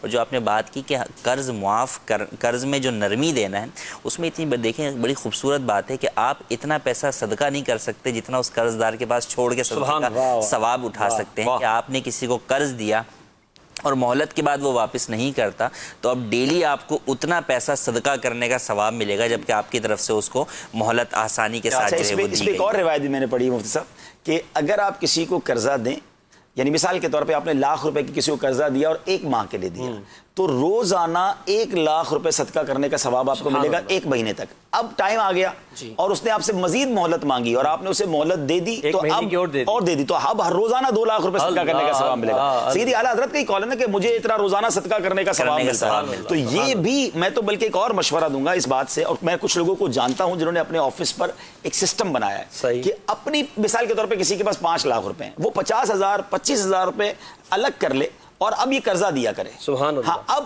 یہ ضرور ہے، یہ بالکل ضروری ہے کہ ایسے ہی لوگوں کو دے جس کے ساتھ آپ کے ساتھ ایسی گارنٹی ہو کہ آپ کو پتہ ہے یہ پیسے آ جائیں گے۔ یعنی بعض اوقات اپنے امپلائی ہوتے ہیں، ہمارے آفس میں ہی مثال کے طور پہ کام کر رہا ہے، پتہ ہے اس نے کام کرنا ہے، اگلے مہینے تنخواہ میں سے کٹوا دے گا، یہ جاننے والے ایسے جس کو پتہ ہے 100% یہ دے گا۔ تو ایک بجٹ رکھنا چاہیے، میں تو سمجھتا ہوں ₹5,00,000 والا روزانہ 50,000 صدقہ نہیں کر سکتا، لیکن اسے روزانہ 50,000 صدقہ کرنے کا ثواب مل رہا ہے۔ تو اگر جس کو اللہ نے وسعت دی ہے وہ اپنا ایک بجٹ رکھے، اور پھر میں ایسے لوگوں کو جانتا ہوں کہ جب ان کا قرضے کا بجٹ کم ہو جاتا ہے نا وہ فون کرتے ہیں، یار ہے کوئی بھائی قرضہ ورضہ لینے والا، تاکہ واپس وہ فگر پورا ہو جائے، کیونکہ ان کو اس کا ثواب چاہیے۔ تو یہ وہی بات ہے کہ مسلمانوں کی خیر خواہی کا جذبہ ہو، اور وہی مفتی صاحب والی بات کہ قرضہ ایک پرابلم پتہ ہے کیا ہے، یہ قرضہ میں تو سمجھتا ہوں یہ دونوں طرف سے گڑبڑ ہوئی ہے کہ قرضہ لینے والے ٹائم پہ لیتے رہتے نا تو لوگ قرضہ اور دیتے رہتے ہیں، ایک بات۔ دوسرا کیا کہ قرضے کو اب چونکہ کم ہوتا جا رہا ہے نا تو وہ سود کی طرف کہانی چلی گئی ہے۔ اب لوگ کہتے ہیں میں فری میں قرضہ کیوں دوں، اب مجھے اس کا کوئی نفع ہونا چاہیے، حالانکہ جو فضائل دونوں طرف سے نقصان ہو گیا۔ حالانکہ ہم شب معراج میں جب واقعات پڑھتے ہیں، نبی پاک علیہ الصلوۃ والسلام نے جب جنت کی سیر فرمائی تو وہاں پر صدقے کا ثواب 10 گنا ملاحظہ فرمایا اور قرضے کا ثواب 18 گنا ملاحظہ فرمایا۔ یعنی آپ کسی کو قرضہ دیں تو 18 ٹائمز وہ ملٹیپلائی ہو رہا ہے۔ تو ہمیں تو یہ سمجھنا چاہیے بڑی نیکی ہے یہ، لیکن بات وہی ہے کہ دونوں طرف والوں کو خیال رکھنا ہوگا۔ ماشاءاللہ کچھ کالز دے دیجئے گا تاکہ ہم کالز پر بھی گفتگو کر لیں۔ ماشاءاللہ ماشاءاللہ محسن بھائی کی آمد مرحبا۔ اور آج کا جو موضوع لین دین لیا گیا، ہمیں یہ عرض کرنا تھا کہ ایسے بہت سے بزنس مین ہیں جو کہ اپنے لین دین جب کرتے ہیں تو اگر کسی کو انہوں نے کوئی سامان دیا اور دینے والے سے غلطی ہوئی تو لینے والا غلطی بتلاتا ہے کہ آپ نے غلطی کیا، لیکن اگر کبھی دینے والے سے کوئی بھول ہو جاتی ہے اور سامنے والا سوچتا ہے کہ اگر یہ کہیں گے تو میں انہیں واپس کروں گا یا یہ مجھ سے کہیں گے تو میں ان کو اس کے بارے میں بتاؤں گا، ورنہ اگر نہیں کہیں گے تو میں ان کو نہیں بتاؤں گا، تو اس کے لیے بہت سارے لوگوں کی نیت خراب ہو جاتی ہے۔ تو اس پہ آپ کچھ تفصیل سے عرض فرما دیں کہ کیا کرنا چاہیے اس پہ۔ یعنی جب سامان لیا ہے تو سامان میں کوئی چیز زیادہ غلطی سے آ گئی ہے تو اب جب تک وہ نہیں پوچھے گا تو نہیں بتائیں گے، کیا کہیں گے؟ دونوں طرف کے لوگوں کے لیے یہ کہ بعض اوقات بیچنے والا بھی کہتا ہے جب وہ فالٹ دیکھ کر آئے گا نا تو کہہ دوں گا یار غلطی ہو گئی، ورنہ چلا جائے گا تو چلا جائے۔ تو عیب بتانا مفتی صاحب بیچتے وقت بھی جی بالکل عیب بتانا جو ہے وہ لازم ہے، یا تو عیب سے برات ہو کہ بھئی جیسا بھی ہے آپ کے سامنے ہے، سونا ہے مٹی ہے آپ کے سامنے ہے، ورنہ عیب جو ہے وہ بتا کر بیچے جائے۔ جیسا کہ نبی کریم صلی اللہ علیہ وسلم بازار سے گزرے تو آپ نے ملاحظہ فرمایا ایک جو ڈھیری تھی اس کی تو آپ نے غلے کی تو آپ نے اس میں اندر جب ہاتھ ڈالا تو وہ گیلی تھی جبکہ اوپر سے وہ سوکھی نظر آتی، تو آپ نے وہاں پر ارشاد فرمایا۔ تو بالکل عیب بتا کر ہی جو ہے وہ ہمیں بیچنا چاہیے جبکہ عیب دار چیز جو ہے وہ بیچ رہے ہیں۔ اور یہ بات یہ کہ کمی بیشی جو ہوتی ہے اس کے اندر شریعت مطہرہ کا ایک اصول تو یہ ہے کہ بہت ساری وہ چیزیں جو کہ اس طور پہ لی جاتی ہیں اس میں دونوں طرف جو ہے کہا کہ اس کی کاؤنٹنگ جو ہے وہ کر لی جائے یا اس کو جو ہے وہ تول لیا جائے، لیکن فی زمانہ اس کئی جگہوں پر ایسا ممکن نہیں ہوتا یا جو ہے وہ اس طور پر خریداری نہیں ہوتی۔ لیکن بات وہی ہے کہ اگر کسی کا مال آپ کے پاس آ گیا ہے چاہے وہ کسی بھی طور پر آیا ہے، بہرحال وہ آپ کے حق میں جو ہے وہ انگارہ ہے تو اسے جو ہے وہ واپس کیجئے، چاہے وہ طلب کرے یا نہ کرے، اور اگر آپ کا کسی کے پاس رہ گیا ہے تو اسے حسن انداز میں طلب۔ اچھا یہاں پہ آن لائن جو کاروبار چل رہا ہے اس پہ بسا اوقات جو ہوتا ہے کہ آپ نے آن لائن آرڈر لکھوایا، اب آن لائن پہ جو چیز آئی ہے تو اس میں وہ زیادہ آگے اس کو کیسے واپس کریں؟ اب وہ تو میری اپنی ہے نہیں، لیکن ہاں یہ اچھا اسی طرح ایک اور کہانی بھی ہوئی ایک جگہ کہ انہوں نے ایک آئٹم ہے مثال کے طور پہ ایک کمپنی میں جانتا ہوں اور یہ ہمارے رشتہ داروں میں ہوا تھا کہ آن لائن یعنی وہ دکان پر چیز جو ہے وہ ₹1000 کی ہے جی، اور آن لائن وہ ₹15 کی شو ہو رہی ہے، تو انہوں نے 4-5 منگوا لی۔ اب وہ فٹافٹ آ گئی، وہ تو سارے گھر والے خوش ہو گئے، تھوڑی دیر ہوئی تو پتہ چلا ویب سائٹ نے پھر فوراً اس کو ₹1000 کر دیا۔ تو لگا ایسا ہی کہ وہ ویب سائٹ سے کوئی ایسی تھوڑی دیر کے لیے مسٹیک ہوئی، ایرر ہوئی، اور انہوں نے جو ہے نا وہ جس کا غلطی ہو گئی ان سے، تو یہ کرنا کیسا؟ انہوں نے تو اماؤنٹ دیکھا اور اس پہ منگوا لیا کہ ڈسکاؤنٹ ہے. یہ تو ٹھیک ہے، یہ تو جائز ہے نا، وہ تو ان کی غلطی ہے. اگر وہ کلیم کریں کہ قانونی اعتبار سے تو وہ پھر ایک جدا جو ہے وہ بات ہوگی. لیکن جو آپ زائد چیز مثلا ایک سوٹ منگوایا ڈبل آ گیا، پیسے ایک کے دیے اور آدھ ہو گئے، تو یہ تحفہ ہے کیا؟ جس سے وہ تو ویب سائٹ والوں سے پوچھیں کہ تحفہ ہے یا غلطی سے آ گیا. بہرحال غلطی سے آ گیا تو واپس تو کرنا. دیکھیے مسئلہ مفتی صاحب یہ صحیح کہہ رہے ہیں کہ اس طرح کی ملٹی نیشنل کمپنیاں ہیں بڑی، ان سے کیسے رابطہ ہوگا؟ یا تو پھر اس کے فیڈ بیک میں جا کے اللہ کو خوف خدا دے، ورنہ صحیح بات تو ہے کہ ان کے اگر فیڈ بیک کا کوئی کالم ہوتا ہوگا کہ بھائی ہم نے آپ کو ایک آرڈر دیا تھا وہ 2 آ گئے ہیں، اچھا وہ کہیں کہ واپس بھجوا دیں سنگاپور، تو 5000 تو بھجوانے کے لگیں گے، تو پھر ہم تو نہیں بھجوائیں، وہ خود لے جائیں پھر. جی ایسا ہی ہوگا. مزید کال دیجیے گا. محمد کاشف عباسی باب المدینہ کراچی سے عرض کر رہا ہوں. میں نے کچھ دن پہلے سوال کیا تھا کہ ایک بندہ دکان پر 1000 روپے کے کھلے لینے آیا تھا میرے پاس سے، لیکن میں نے نہیں دی. انہوں نے کہا کہ 200-500 کی ہو جائے، تو میں نے کہا جھوٹ بولنے پر مجبور نہ کریں، ہمیں اپنے لیے بھی رکھنے ہوتے ہیں. اور بعض اوقات ایسا ہوتا ہے کہ ہم لوگوں کو مال ادھار پہ دے رہے ہوتے اور سامان کم ہوتا ہے تو کوئی ادھار پہ مانگتا ہے، تو ہم ہونے کے باوجود بھی منع کر دیتے کہ ابھی نہیں، 2-4 دن کے بعد لے لینا، اور ہم وہی مال نقد والے کو دے دیتے. تو اب ہم کھلے کا بھی منع کر رہے ہیں اور گاہک کو ادھار دینے کے لیے بھی ایسا بولنا پڑتا ہے کہ مال نہیں ہے، 2-4 دن کے بعد آئے گا. تو ہمیں اس بارے میں کیا کرنا چاہیے؟ ہم کی بارگاہ میں عرض ہے کہ اس بارے میں رہنمائی فرما دیں. اس کے دونوں پہلوؤں کو لیں گے، شرعی پہلو کو مصطفیٰ فرما دیں، اور جو ہمارے یہاں مارکیٹس میں ہو رہا ہے اس میں عبدالحبیب بھائی فرمائیں گے. دیکھیں جھوٹ بولنے کی تو اجازت نہیں ہے، جیسے کہ انہوں نے خود کہا کہ پہلے ہی انہوں نے اس کو کہہ دیا کہ یار جھوٹ بولنے کے لیے جو ہے وہ مجبور جو ہے وہ نہ کرے، وہ تو ٹھیک ہے. لیکن دوسرا یہ کہ مال نہیں ہے تو اب بہرحال یہ جھوٹ ہے کہ مال موجود ہے اور وہ جو ہے وہ نہیں بیچ رہا، یا تو یوں کہہ دے کہ بھئی ادھار بیچنے کے لیے فی الحال نہیں ہے. ٹھیک ہے، آپ کیا فرماتے ہیں جو صورتحال چلتی ہے؟ واقعی بعض اوقات دکاندار پریشان ہو جاتا ہے. بعض اوقات یہ ایسا ہوتا ہے کیونکہ اس سے پہلے بھی پیسے لینے ہیں، اس کو یہ کہہ دوں کہ بھائی تمہیں ادھار نہیں دینا تو پھر اگلا بار تو آئے گا ہی نہیں. ایک تو عجیب مارکیٹ کا ایک عجیب ٹرینڈ یہ ہو گیا ہے کہ جب تک آپ نیا مال دیں گے نہیں اس نے پچھلے پیسے دینے نہیں ہیں. جی بالکل یہی ہے کہ آپ کو اگر اپنا پرانا نکلوانا ہے تو نیا ڈالنا پڑے گا. کنویں میں پانی ڈالو تو پھر تھوڑا سا نکلتا ہے. اب یہ ہے ڈیفیکلٹ، لیکن اب کچھ لوگ پرانے بھی نہیں دے رہے اور نیا بھی مانگنے آ گئے ہیں. تو یا تو ہمت کر کے اسے بتا دیں کہ بھائی میرے پاس بھی ایک لمٹ ہے، میں اتنا ادھار دے سکتا ہوں، اب آپ کو نہیں دے سکتا. اور اگر یہ نہیں کہہ پاتا تو کوئی نہ کوئی ایسا جملہ سوچنا ہی پڑے گا. جب صاحب نے کہا کہ ادھار دینے کے لیے نہیں ہے، وہ چھوڑے گا تو نہیں. اب اس کا کوئی نہ بال کی کھال نکالے گا. ہاں کوئی نہ کوئی سولوشن اس کا کرنا پڑے گا. اور مفتی صاحب ہی بتائیں گے اس کا کوئی شرعی حل تو. چلیں اگلی کال دیجیے گا. میرا نام حافظ سید محمد حذیفہ شاہد. میرا مفتی صاحب کی بارگاہ میں سوال ہے کہ روزے کے اندر اسٹیم لینے سے روزہ ٹوٹ جاتا ہے؟ جی ہاں، روزے کے اندر پانی کی بھی اگر اسٹیم لیں گے تو روزہ ٹوٹ جائے گا. ٹھیک ہے، ایک اور اس کی وجہ مفتی صاحب یعنی دھواں ہے تو، لیکن یہ پانی کے ذرات دھواں ہے لیکن اس کے جو ہے وہ بخارات جو ہے وہ اڑ کے قصدن جو ہے وہ بخارات آپ لیں گے، جیسے ویسے ہی جو ہے وہ دھواں یا اگربتی جو ہے وہ اڑ رہی ہے، اس سے تو کوئی فرق نہیں پڑے گا کہ اس کی خوشبو. لیکن اگر قصدن اس کو قریب لا کے اس کا دھواں قصدن اگر لیں گے تو یہ روزہ اگربتی کا بھی اگربتی کا بھی اگر قصدن. ایک اور کال دیجیے گا. مجھے سوال کرنا تھا مفتی صاحب سے والدہ کے حوالے سے. میری والدہ جو ہیں وہ ذہنی طور پہ معذور ہیں پچھلے 1 سال سے، تو ان کی نمازوں کے متعلق مجھے ان سے پوچھنا تھا کہ وہ اب نماز بالکل بھی نہیں پڑھ پا رہی ہیں، مطلب ان کو یاد ہی نہیں رہتی ہے. جی مفتی صاحب. جی نماز کے اندر تو دیکھیں اگر نماز کھڑے ہو کر کوئی نہیں پڑھ سکتا تو بیٹھ کر پڑھے، بیٹھ کر نہیں پڑھ سکتا تو لیٹ کر اشارے سے پڑھے، لیکن نماز پڑھنے کا ہی حکم ہے.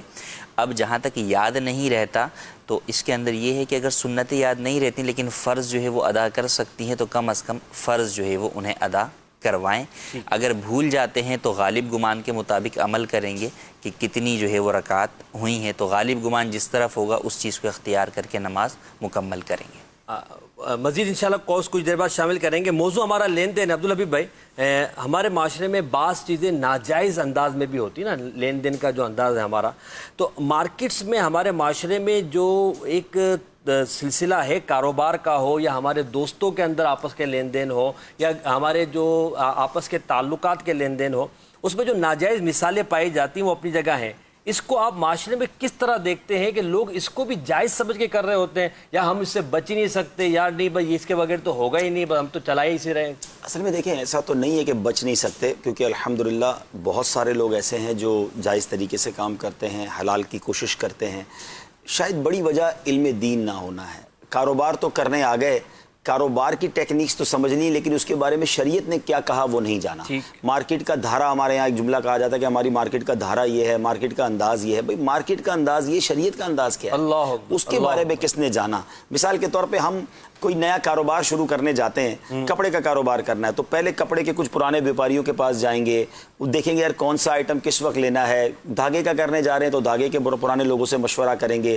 فیکٹری ڈالنا چاہتے ہیں تو فیکٹری بنانے والوں کے پاس جائیں گے، آج کل لگانی چاہیے نہیں لگانی چاہیے، ٹیکس کیا ہے، زمین کتنے کی ملے گی، کرائے کی ملے گی، واٹ ایور بزنس گاڑیوں کا کریں، ہم پہلے اس بزنس کے ماہرین سے مشورہ کرتے ہیں، اور گھنٹوں مہینوں بعض اوقات مشورہ چل رہا ہوتا ہے کہ یار کوئی غلطی نہ ہو جائے، کوئی مسٹیک نہ ہو جائے، کیوں سرمایہ ضائع ہو جائے. آپ نے اتنی ساری میٹنگز اس کاروبار کے ایکسپرٹ سے کی، کسی عالم دین سے کی، کسی مفتی صاحب سے کی کہ مفتی صاحب میں یہ کپڑے کا کاروبار کروں گا، ادھر سے امپورٹ کروں گا یا یہ رنگواؤں گا، یہ بیچوں گا، یہ جائز ہے، اس میں کوئی ناجائز کا طریقہ تو نہیں ہے. ہوتا یہ کہ سالہ سال کاروبار کرنے کے بعد پتہ چلتا ہے کہ ہم ناجائز کر رہے تھے، وہ بھی اچانک پتہ چل گیا، خود تو کوشش بھی نہیں کرتے لوگ. تو اصل وجہ گناہوں میں پڑنے کی یہی ہوتی ہے. اور میں آپ کو صحیح بتاؤں، میں کیونکہ ایک کاروباری فیملی سے تعلق رکھتا ہوں، اگر آپ شریعت کے معاملات سیکھ لیں تو ایسا نہیں ہے کاروبار بند ہو جائے گا. آپ کو الحمدللہ راستہ ملے گا، کاروبار ترقی کرے گا، اور اتنا مشکل بھی نہیں ہوگا. آپ کو لگے گا یار صرف تھوڑا سا ہی معاملے کو یوں کرنا تھا اور جائز ہو جاتا، لیکن وہ ادھر سے ادھر آنے والی سوچ ہی نہیں تھی. تو پرابلم یہی ہے. اب مثال کے طور پہ آپ نے لین دین کی بات کی، بڑا نارمل سے سمجھا جاتا ہے کہ یار آپ مجھے اتنے پیسے دے دو، میں ایسا کروں گا، آپ کو ذرا اتنے کر کے دے دوں گا، اتنے بڑھا کے دے دوں گا، میں اپنے کاروبار میں ہی لگاؤں گا نا، تو جناب مجھے تو نفع ہوتا ہی ہے، میں کوشش کرتا ہوں اپنے کاروبار میں لگاتا ہوں تو مجھے 5% نفع ہوتا ہے، 2-3% آپ کو دے دوں گا. اچھا اپنے طور پہ فارمولہ کیا بنایا، میں فکس نہیں کروں گا، میں آپ کو کبھی 1.5% دوں گا، کبھی 2.5% دوں گا، تو سود تو رہا ہی نہیں، کیونکہ سود تو فکس ہوتا ہے. اپنے ہی مفتی، اپنے ہی فیصلے، اپنے ہی سارے فارمولے خود ہی بنا لیا. اچھا اس پہ مطمئن بھی ہیں، اس پہ ریلیکس بھی ہیں، لینے والا بھی مطمئن، دینے والا بھی مطمئن. ہم سود کا کام نہیں کرتے جناب، ہم نے تو پراپر کاروبار میں لگایا ہوا ہے. حالانکہ یہی شراکت، یہی پروفٹ،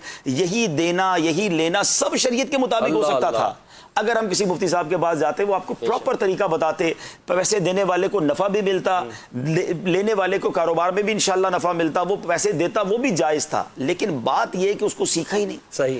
بس صرف پرابلم یہ تمام چیزوں کو اگر آپ دیکھ لیں تو میں دوبارہ جو لین دین کرنے والے پتہ ہی کیا ہے، یہ جو سود کی ہم بات کرتے ہیں، ہم شریعت کی بات کرتے ہیں، تو یہ لوگ جو خاص طور پہ چھوٹے دکاندار ہوتے ہیں کہتے ہیں یہ تو بڑے مالداروں کے لیے فارمولے ہیں، فیکٹری والا سوچے، اسی تو چھوٹا سا ایک کریانہ اسٹور ہے، اور اس پہ ایک گاہک آتا ہے، روز کی 2-3 ہزار کی 5 ہزار کی سیل ہوتی ہے، ہم تو جناب سارا ہی حلال کر رہے ہوتے ہیں. ارے جناب آپ بھی چیک کر لیں، تھوڑا بھی حرام حرام ہی ہے اور بڑا بھی حرام حرام ہی ہے.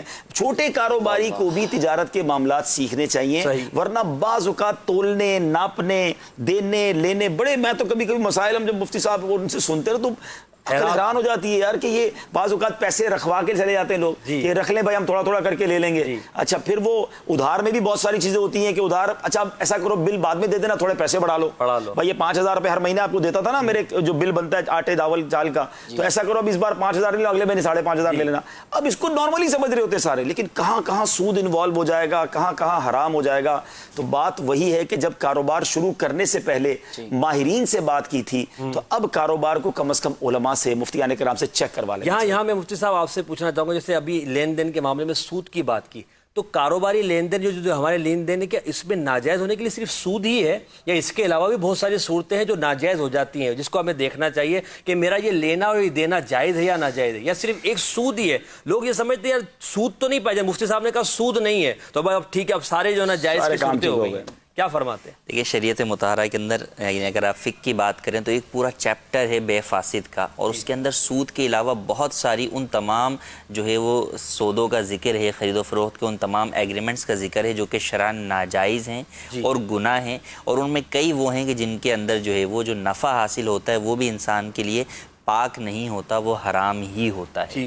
تو لہٰذا فقط یہ سمجھنا کہ جناب ہم، اچھا پھر سود کے اندر بھی جو لوگ سمجھتے ہیں وہ قرض والا سود سمجھتے ہیں. اس کے علاوہ جو لین دین کے اندر جو سود ہے، آپس میں دو دکاندار کے یار آج آٹا جو ہے وہ جو ہے نا وہ لے لیا، اس سے بغیر تولے لے لیا، ویسے ہی جو ہے وہ بعد میں پکڑا دیا، اس طرح کے جو میں بھی کہ یہ ہمارے ہاں شہروں میں نہ ہوتا ہو، لیکن گاؤں دیہات کے اندر بس اوقات اس طرح کے بہت سارے معاملات ہوتے ہیں. تو ان لین دین کی چیزوں کے اندر بھی جو ہے وہ سود ہوتا ہے. اسی طریقے سے جیسے مثال بہت اچھی ذکر کی کہ ہم جو ہے وہ ٹائم پیریڈ بڑھانے کے اوپر جو ہے وہ پیمنٹ کے اندر جو ہے وہ اضافہ جو ہے وہ کر دیتے ہیں، یہ بھی جو ہے وہ سود ہے۔ تو یوں اور کئی جو ہے وہ صورتیں ہوتی ہیں جو کہ سود بن رہی ہوتی ہیں، یا سود نہیں تو کم از کم ناجائز صورتیں بہرحال بن رہی ہوتی ہیں۔ تو ہمیں بچنا کس چیز سے؟ ناجائز سے، اللہ کی نافرمانی سے، اللہ کی نافرمانی سے۔ اللہ کی نافرمانی سود ہو، اللہ کی نافرمانی بے فاسد ہو، اللہ کی نافرمانی بے مکروہ ہو، جو بھی اللہ کی نافرمانی ہے اس سے مسلمان کو ملاوٹ ہے، دھوکہ ہے، جھوٹی قسم کھے کے مال بیچنا ہے۔ ویسے ابھی پایا نا حدیث میں کہ مال بیچتے وقت تو اتنی تعریف کریں گے، او جناب ایسا نہیں ملے گا، گھر جا کے پہلی دھلائی میں کلر نکل گیا اس کا۔ یعنی قسمیں کھا کھا کے اس طرح دیتے ہیں حاجی صاحب آپ کو، حضرت آپ تو ہمارے پرانے مہمان ہیں، پرانے کسٹمر ہیں۔ اچھا بندہ یقین کرے وہ ایسی باتیں کرے گا کہ 1 روپیہ کم کرانے کا دل نہیں ہوگا کہ یار اتنی، اچھا اتنے ماسٹر ہوتے ہیں، ابھی تو خیر رمضان ہے ورنہ تو آپ کو چائے بوتل پلا کے، اچھا آپ گئے تھے چیک کرنے، لیکن اب بندہ سوچے یار اتنا کچھ کھلا پلا دیا، اب نہیں دو تو کیسے ہوگا، اب تو لے ہی لو یار۔ اب لینے کے بعد جو ہے نا جو پچھتاوا ہوتا ہے کہ سوٹ بھی دے آؤں اور 2 بوتلیں دے آؤں اس کو کہ تو نے کیا کیا میرے ساتھ بھائی، تو یہ نہیں کرنا چاہیے، یقین کرے اس سے بہت دل بھی دکھتا ہے۔ میں عرض کرنا چاہوں گا کہ بعض اوقات پتہ چل گیا کہ بھئی کاروبار میں یہ چیز ناجائز ہے اور یہ شکست کی، اب اس کو کنفرم بھی ہو گیا، مفتی صاحب اس کو ارشاد بھی فرما رہے ہیں کہ بھئی تمہاری یہ چیز جائز نہیں ہے، اس کو ختم کرو۔ اب اس کا کاروبار اتنی اونچائی پر چلا گیا ہے، بولتا ہے یار اگر میں اس کو ختم کرتا ہوں تو میرا تو کاروبار ہی نیچے آ جائے گا، تو بھائی میں ایسا نہیں کر سکتا، میرے گھر کا کیا ہوگا، میرا کاروبار مشکل فیصلہ ہوتا ہے اور چند ہی لوگ کر پاتے ہیں، خاص طور پہ جو سود پہ جن کی عمارت کھڑی ہوتی ہے، اب اتنا بڑا کاروبار اور سارا کا سارا اسٹرکچر ہی سود پر ہے۔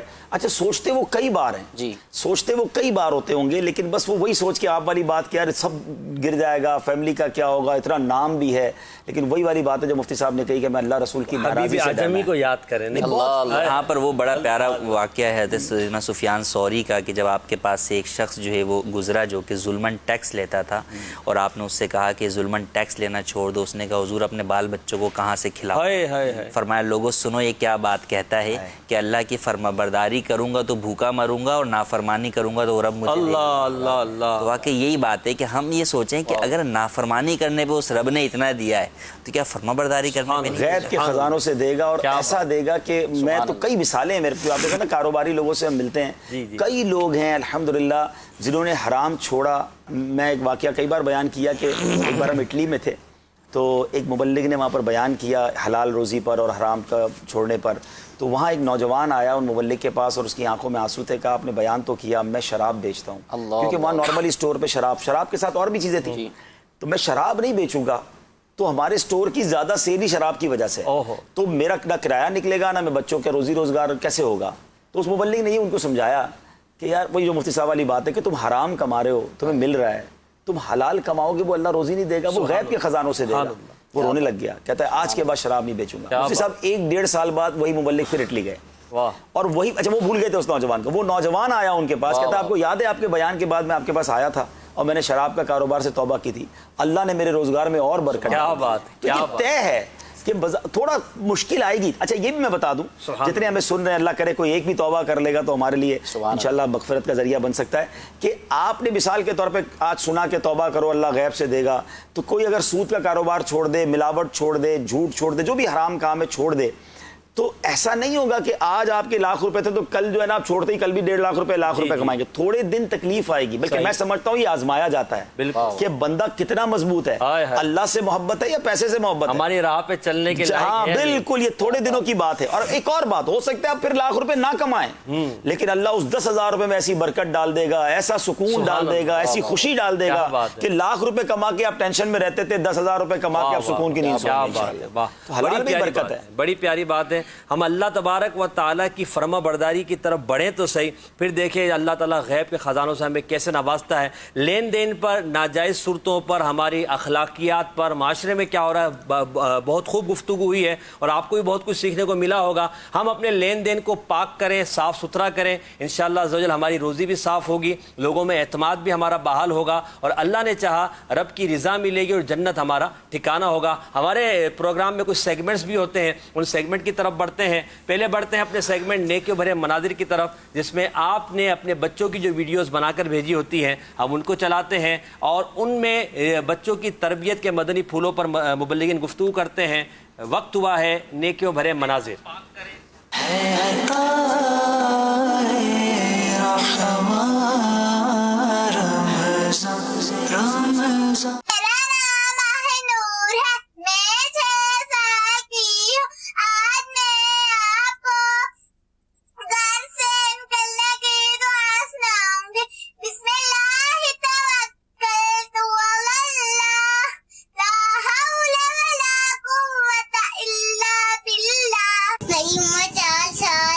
मैंने रोजा रखा है।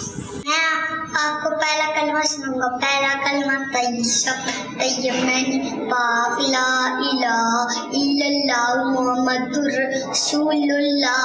आज मैं आपको बताऊंगी अल्लाह के नाम तर्कमों के साथ।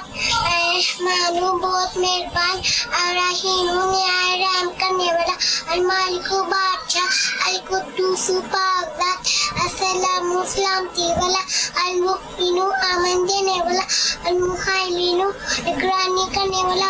मेरा नाम मुक्तिजा है। मैं लाहौर से बात कर रहा हूँ। मैं आज आपको अपना मुक्तिजा मकसद सुनाऊंगा। मुझे अपनी और सारी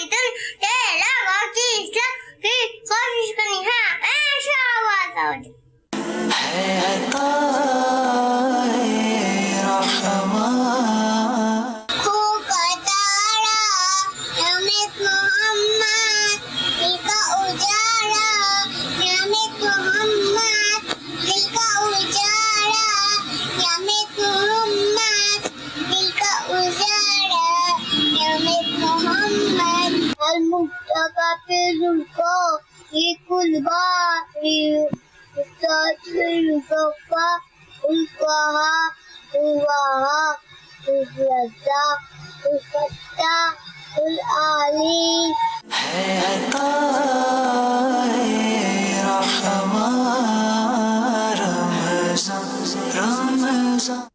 अब्दुल हबीब भाई, ये बच्ची ने अल्लाह पाक के सिफाती नाम भी याद किए, उसका तर्जमा भी याद किया। आप क्या समझते हैं अगर बच्चों के जहन में शुरू से अल्लाह बादशाह है, अल्लाह मेहरबान रहम फरमाने वाला, अल्लाह बड़ा मेहरबान है, यही अगर उनके जहनों में रासिख हो जाता है तो बच्चों की तरबियत में कितना मौसर होगा?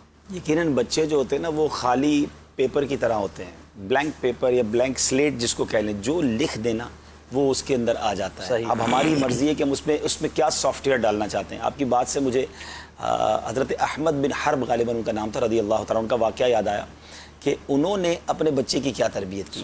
उन्होंने तवक्कुल की ट्रेनिंग अपने बच्चों को देनी थी, तो उन्होंने बच्चों से कहा कि अपने बेटे से कहा कि रोज़ाना अपने घर में एक छोटा सा सुराख था दीवार में, कि यहाँ बैठ के दुआ करनी है कि या अल्लाह मुझे खाना दे दे और तुम्हें इंशाल्लाह यहाँ से खाना मिल जाए। वो बेटा वहाँ जाके दुआ करता। उन्होंने अपनी ज़ौजा से कह दिया जब ये दुआ करे ना आपने सुराख के पीछे से खाना रख दिया, ताकि इसकी शुरू से ये ट्रेनिंग हो जाए कि अल्लाह की तरफ से अता होती है। तो बेटा रोज़ाना दुआ करता और वहाँ से खाना मिल जाता। हुआ ये कि एक दिन आपकी ज़ौजा लेट हो गई, अचानक याद आया कि बेटे की दुआ का वक्त हो गया। वो दौड़ती भी गई तो देखा बेटा खाना खा रहा है। कहा बेटा खाना कहाँ से आया? कहा अम्मी रोज़ ही अल्लाह देता है, आज भी अल्लाह ने भेजा। अब वो परेशान हो गई, वो हज़रत के पास आई कि हज़रत ये क्या मामला है? तो कहा मुझे इसी दिन का इंतजार था। वाह वाह, अब तुम्हें देने की ज़रूरत नहीं है, रब इसे अपने ख़जानों से खुद अता क्या बात है। यानी वो लेवल ऑफ तवक्कुल वहाँ पहुँच गया। तो बच्चों की तरबियत जो है ना, हम बच्चों को क्या तरबियत देते हैं? बेटा पैसे बचा के रखना, ज़्यादा खर्च मत करना, खर्च कर दोगे तो पैसों को बगैर कुछ नहीं होगा। यकीनन पैसों का सही इस्तेमाल सिखाना है, मगर बच्चों को कंजूस ना बनाएं, बच्चों को इस बात का, सखावत का मैं कहता हूँ आदी बनाएं। हमने देखा हमारे बुजुर्ग क्या करते थे, अभी भी करते हैं, जो नेक जो समझदार होते हैं, कि अगर किसी गरीब को भी पैसे देने ना तो बच्चे के हाथ से दिलवाएं। जी जी, आप दे के बेटा जाओ, ताकि उसकी बचपन से तरबियत हो कि अब्बू जो है वो मस्जिद में, मदरसे में गरीब लोगों को देते हैं। आपके मरने के बाद मुफ्ती साहब का जुमला मुझे तो कहते हैं हिट कर गया है कि तुम दुनिया में कर्जा नहीं दे रहे हो, मरने के बाद तुम्हारी औलाद कैसे अदा करेगी? तुम दुनिया में सदका दो, अपने बच्चों के सामने खैरात दो, ताकि मरने के बाद तुम्हारे छोड़े हुए माल में से तुम्हारी औलाद तुम्हारे लिए साले सवाब के लिए सदका दे। ऐसा दिल ऐसा बच्चे का बना देते हैं कि बस मेरे पैसे, मेरी चीज, किसी को नहीं देना, ये खिलौना मेरा। बच्चे को शुरू से ट्रेनिंग देके बेटा अपने साथ जो बच्चे खेलते हैं उनको कुछ दे दिया करो, वो उसका जो भी शरई हुक्म है, लेकिन बच्चे को ट्रेनिंग देनी पड़ेगी, वरना ये बच्चा बड़ा कंजर्वेटिव बन जाता है और बाद में मुश्किल हो जाता है। माशाल्लाह बड़ी प्यारी तरबियत आपने की बच्चों की तरबियत के हवाले से। जो वाकया आपने बयान किया, यकीनन इससे ईमान ताज़ा हो जाता है और हमें अपने तवक्कुल को भी इस पर देखना चाहिए कि हमें रब तबारक व तआला की ज़ात पर भरोसा कैसा है। हम थोड़ी थोड़ी मुश्किलात में परेशान हो जाते हैं, रब पर भरोसा करें, रब ताला मुश्किलात को आसान करने वाला है। बढ़ते हैं अपने अगले सेगमेंट की तरफ जिसका नाम है एहसास कीजिए। माशरे में भलाई खैर ख्वाही का जज्बा पैदा करने के लिए हम कुछ गुफ्तगू करते हैं, नाम है एहसास कीजिए।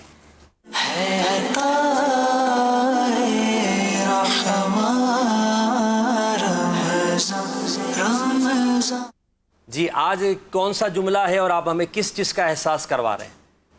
एहसास कीजिए, खाना ज़ाय ना कीजिए।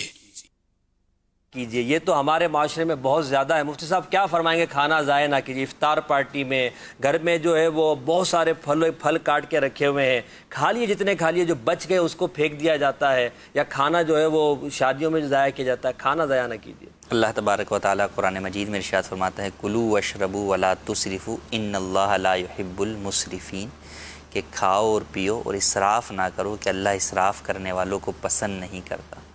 تو کھانا ضائع کرنا یا کوئی بھی چیز جو ہے وہ ضائع کرنا یقیناً یہ جو ہے وہ حرام ہے, اور سب سے بڑی بات یہ کہ انسان اللہ تبارک و تعالیٰ کا ناپسندیدہ بندہ بن جاتا ہے اس فعل کی وجہ سے.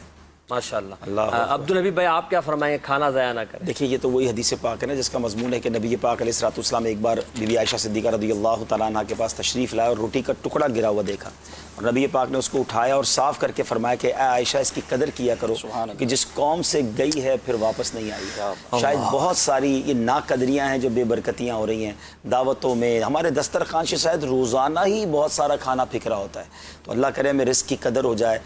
بہت سارے لوگ آج بھی دنیا میں ایسے ہیں جو بھوکے ہوتے ہیں, جو ایک ایک دانے کو ترس رہے ہیں, اور ہمارے یہاں بعض اوقات بہت کچھ ضائع کیا جاتا ہے. آج میں آپ کو بتاؤں, آج سوال آیا ہمارے واٹس ایپ سروس پر کہ مفتی صاحب کھانے کو نہیں ہے بتائیں بغیر کچھ کھائے کہ روزہ رکھ سکتے ہیں. یہ آج کا سوال. سب ایسے نمبر تو ہمیں فوراً دے دیا کریں انشاءاللہ, ہم اس کو ہم فوراً راشن پہنچائیں, لیکن واقعی بڑی تکلیف میں. میں یہاں یہ کہنا چاہ رہا تھا کہ چند مہینوں پہلے فیضان مدینہ جو ہمارا ماہنامہ, اس میں نگران شورا کا جو ایک پیج ہے فریاد میں, کھانے ضائع کرنے پر بڑا پیارا آرٹیکل لکھا ہوا تھا, اور جو اس کا انہوں نے پورا جو ریسرچ کیے پھر بتایا کہ جتنا کھانا ہمارے یہاں ضائع ہوتا ہے نا روزانہ, تو جتنے لوگ بھوک کی وجہ سے پریشان ہوتے ہیں ان لوگوں کا شاید مہینے کا وہ کھانا ہو جائے, اور وہ لوگ بیچارے کھا کر اپنا پیٹ جو ہے وہ بھر سکیں, مگر ہم ضائع کر دیتے اور ہمیں اس کا خیال نہیں ہوتا. غلام محی الدین بھائی کھانا ضائع نہ کریں. میں اس میں یہی عرض کروں وہ نہیں کرتے کھانا نہیں. اچھا یہ نہیں کرتے. یہی عرض کروں گا کہ کھانا ضائع نہ کریں. اور اس میں یہ بھی ہے کہ بعض اوقات توجہ نہیں ہوتی, کھانا فریج میں رکھے رکھے خراب ہو رہا ہوتا ہے, اور پھر وہ جو ہے نا ہم ضائع کرنے کے مطلب قریب ہو جاتے ہیں. تو کیوں نہ ایسا ہو کہ اگر وہ فریج میں رکھا ہوا ہے تو آپ اس کو ایک مرتبہ دیکھ لیں, ہفتے میں کم از کم ایک دفعہ نظر کر لیں. تو وہ جو غریب افراد ہیں, مستحق ہیں, جن کے پاس واقعی کچھ نہیں ہے, یا جو مانگنے والے ہوتے ہیں اور آپ سمجھتے ہیں کہ واقعی یہ مستحق ہیں, تو ان تک پہنچا دیا جائے, خراب نہ کیا جائے. تو اپنے فریج میں بھی جھانک کر دیکھا جائے کہ اگر وہاں کچھ کھانا اس طرح کا پڑا ہوا ہے اور آپ اس کو استعمال نہیں کر رہے, آثار قدیمہ کی بہت ساری چیزیں نکلیں گی اگر فریج کو دیکھ لیا جائے تو اس کو بھی صاف کرتے رہنا چاہیے. بطور خاص کھانے کا جو ہے وہ کر کے پھر کسی کو دے دیں تاکہ وہ بھی کھا لے. ماشاءاللہ. اچھا مفتی صاحب, وہ آپ نے آیت پڑھی تھی, مجھے بتایا گیا ہے, وہ کلوا واشربوا ولا تسرفوا ان اللہ لا يحب ان اللہ نہیں انہ لا يحب, ٹھیک ہے, انہ لا يحب المسرفین. یہ آیت مبارکہ درست ہے, تو جو غلطی ہوتی ہے اس پر ازالہ کر لیا گیا ہے. جی بڑھتے ہیں ہم اپنے اگلے سیگمنٹ کی طرف, جس کا نام ہے آپ کا امتحان. آپ سے ایک سوال کیا گیا تھا, اس کا درست جواب کیا ہے وہ آپ نے ہمیں بھیجا ہوگا, درست جواب بھی آپ کو بتایا جائے گا, اور انشاءاللہ عبدالحبیب بھائی درست جواب دینے والوں کے نام کا اناؤنس بھی کریں گے. جی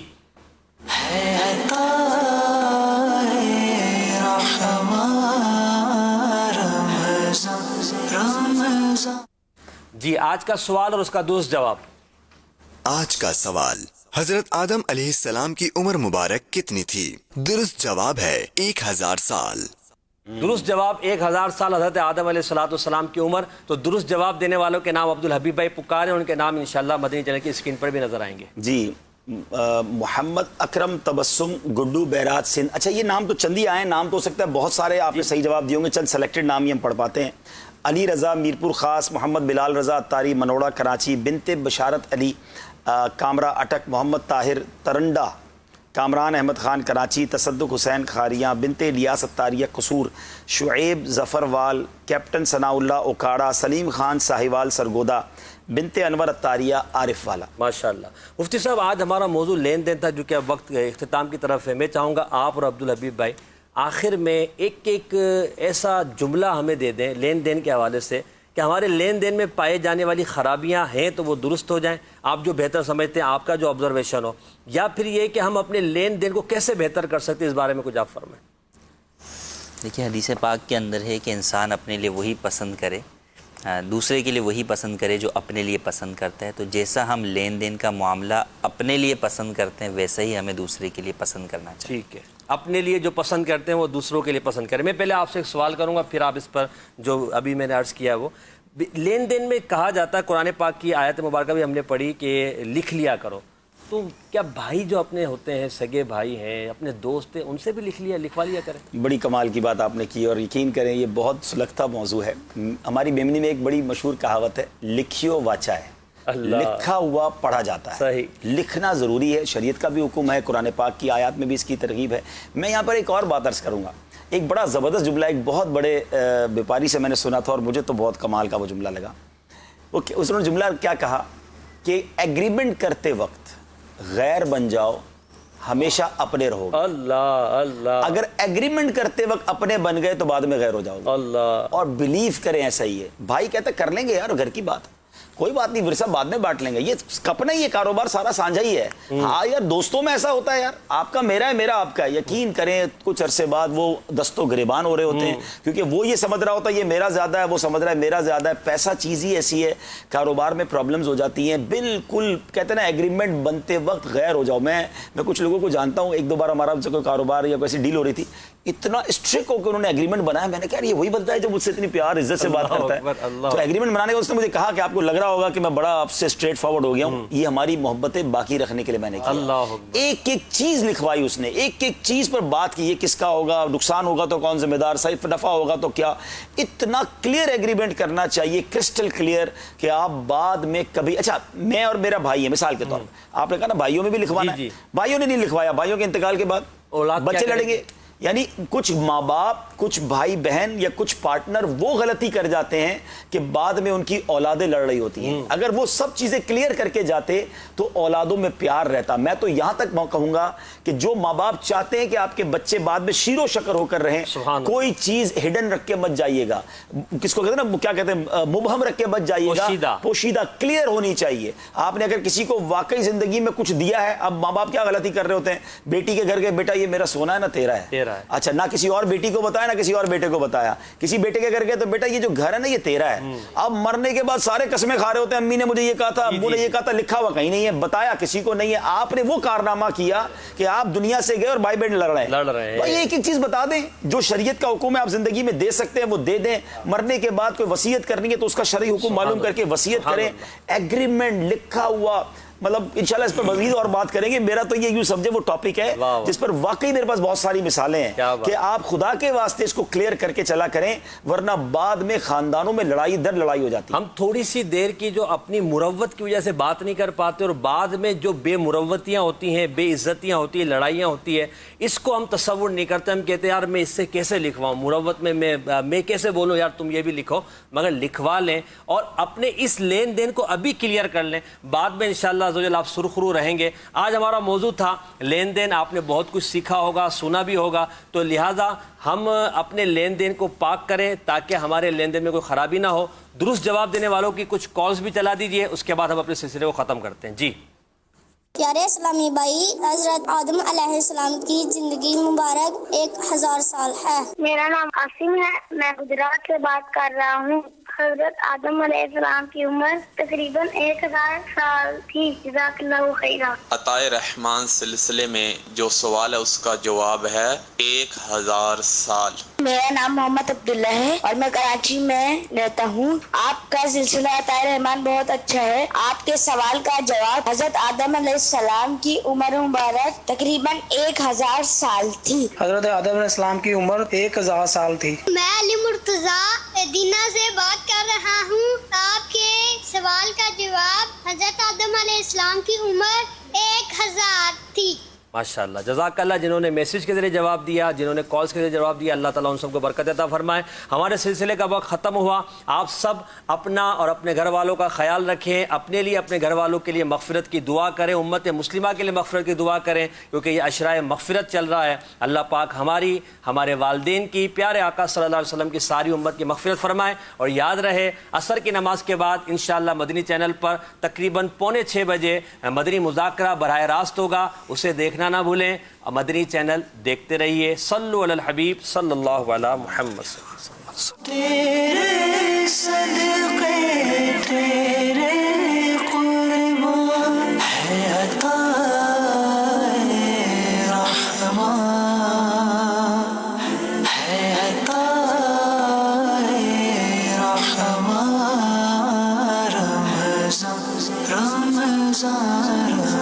فرمان مصطفیٰ صلی اللہ علیہ وسلم، رمضان میں ذکر اللہ کرنے والے کو بخش دیا جاتا ہے، اور اس مہینے میں اللہ تعالی سے مانگنے والا محروم نہیں رہتا۔